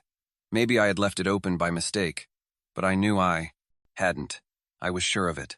I closed the door quickly, bolting it shut, but the fear inside me was growing. Wrong. I could feel it. My gut told me I wasn't alone. I was being watched. Suddenly, I felt a hand on my shoulder, freezing cold, the ice biting through my jacket. I spun around, but no one was there. But then I heard the breathing, slow, heavy breaths, as though something was standing right behind me. I turned again, but the darkness was still all around me, pressing in, suffocating me. The whispers grew louder, now accompanied by footsteps, soft but unmistakable. Someone here. Something was moving toward me. I took a step back, but the darkness shifted with me, closing in faster. I couldn't escape it. It was everywhere. I felt a rush of panic, and I turned, stumbling blindly, trying to find the door that had led me here. But no matter how far I walked, there was no sign of it. The darkness stretched on, forever, mocking me, as if it was swallowing me whole. The footsteps were closer now, the breathing louder. And then, a voice, clear and cold as ice, whispered in my ear, "You shouldn't have opened it." I froze. The voice was not mine. It was not anyone I knew. It was older. It sounded ancient, like it had been waiting for years, maybe centuries, to speak to me. I tried to scream, but no sound came out. My throat felt frozen shut. I turned around one last time, desperate to find a way out. But what I saw made my blood run cold. There, standing in front of me, was a figure. Tall, looming, shrouded in the same dark void. Its face was hidden in the shadows, but I could feel its eyes on me. I could feel it watching me, waiting for me to move, to do something. But I couldn't. My body wouldn't respond. It was as if I was paralyzed, unable to escape. I could only stand there, rooted to the spot, as the figure stepped forward. The air grew even colder, and the whispers faded, replaced by a deep, echoing sound. It was a voice, but it was not speaking to me. It was speaking through me, using my voice. It was a voice I had never heard before, old and hollow, full of frost and death. I could feel my mind slipping away, my thoughts becoming distant, disconnected. My hands went numb, and my vision began to blur. And then, just as suddenly as it had started, everything went silent. The cold lifted, faded. The figure was gone. I found myself back in the shed, standing in front of the door. It was still there, covered in ice, just as it had been before. The cold was gone, the whispers vanished, but the memory remained. I didn't know what had just happened. Had it been real, or was it just some kind of nightmare? I didn't want to open the door again. I didn't want to know what was on the other side. But as I turned to leave, I felt a faint, icy touch on the back of my neck. And I knew deep down that whatever I had found behind that door was still waiting for me.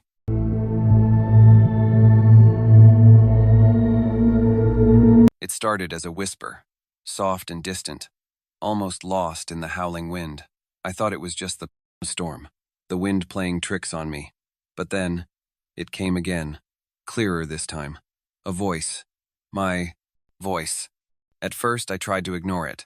The blizzard had come out of nowhere, turning the night into an endless swirl of snow. The winds were so fierce I could barely see a few feet of me. I had been walking for hours, hoping to make it back to the cabin. But now, the voice, it made me stop. I was in the middle of nowhere, deep in the woods, no one around for miles.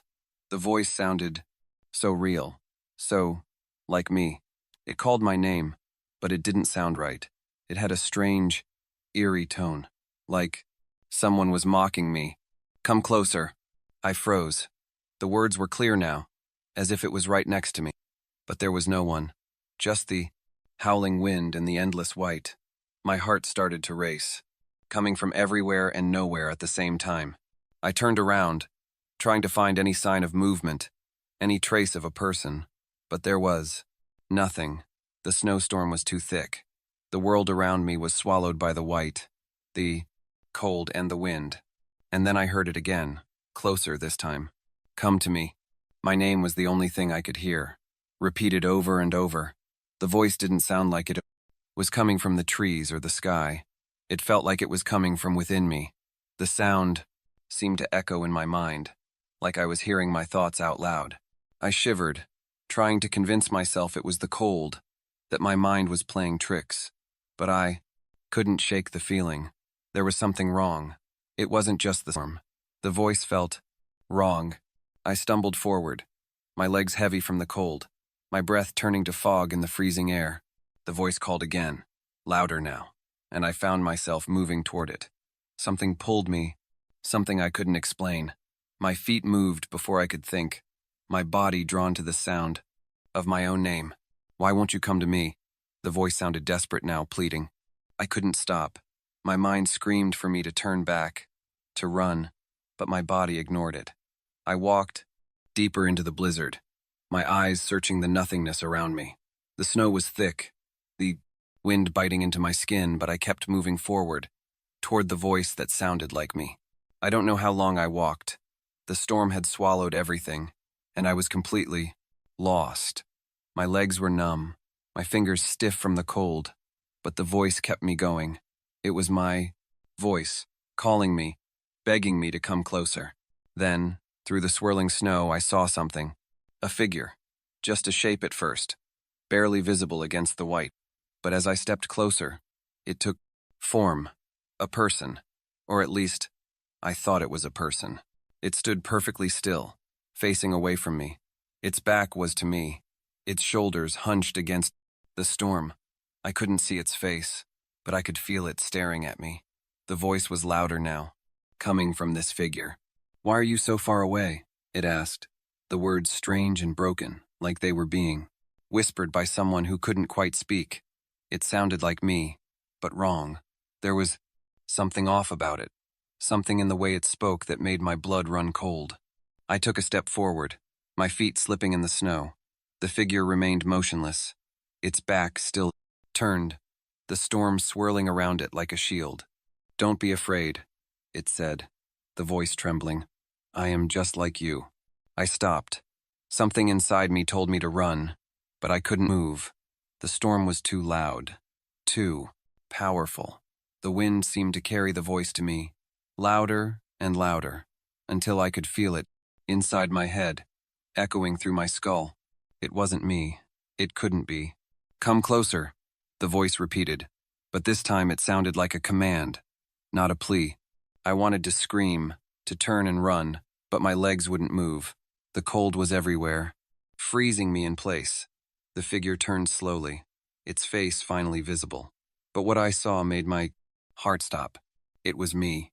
Not exactly, but close enough. The face was mine, but twisted, distorted. The eyes were hollow, dark pits that seemed to swallow all the light around them. The mouth was stretched into a cruel, twisted grin that wasn't mine. It wasn't human. The voice, my voice, spoke again. But this time, it was different. It wasn't a call. It was a mockery. Why did you leave me? I couldn't breathe. The thing that looked like me took a step forward. Movement unnatural, jerky. I backed away, my mind screaming for me to escape. But the snow had already piled up, and I was trapped. Why did you leave me? It repeated, its voice growing louder, more insistent. I couldn't take it anymore. I turned and ran, my feet slipping in the snow, the wind biting at my skin. I ran blindly, my heart pounding in my chest, the storm whipping around me. The voice followed me, getting closer and closer, until it felt like it was right behind me. Come back to me. I stumbled through the snow, my body numb, my mind slipping into panic. I had to get away, but the voice was everywhere, inside my head, in my ears. The storm was swallowing me whole. And then, in the distance, I saw it. The cabin. It was small and dark, the windows glowing faintly through the blizzard. I ran towards it, my legs screaming in pain, my lungs burning with cold. I reached the door and shoved it open, slamming it behind me. The silence inside was deafening. The storm outside raged on, but I was safe. At least, I thought I was. I collapsed on the floor, gasping for air. The cold from outside still clung to my skin, but the voice was gone. For a moment, I thought I was finally alone. But then, from the corner of the room, I heard it again. Why did you leave me? And I realized, with a chill running down my spine, that I had never really left. The storm had never stopped, and neither had the voice.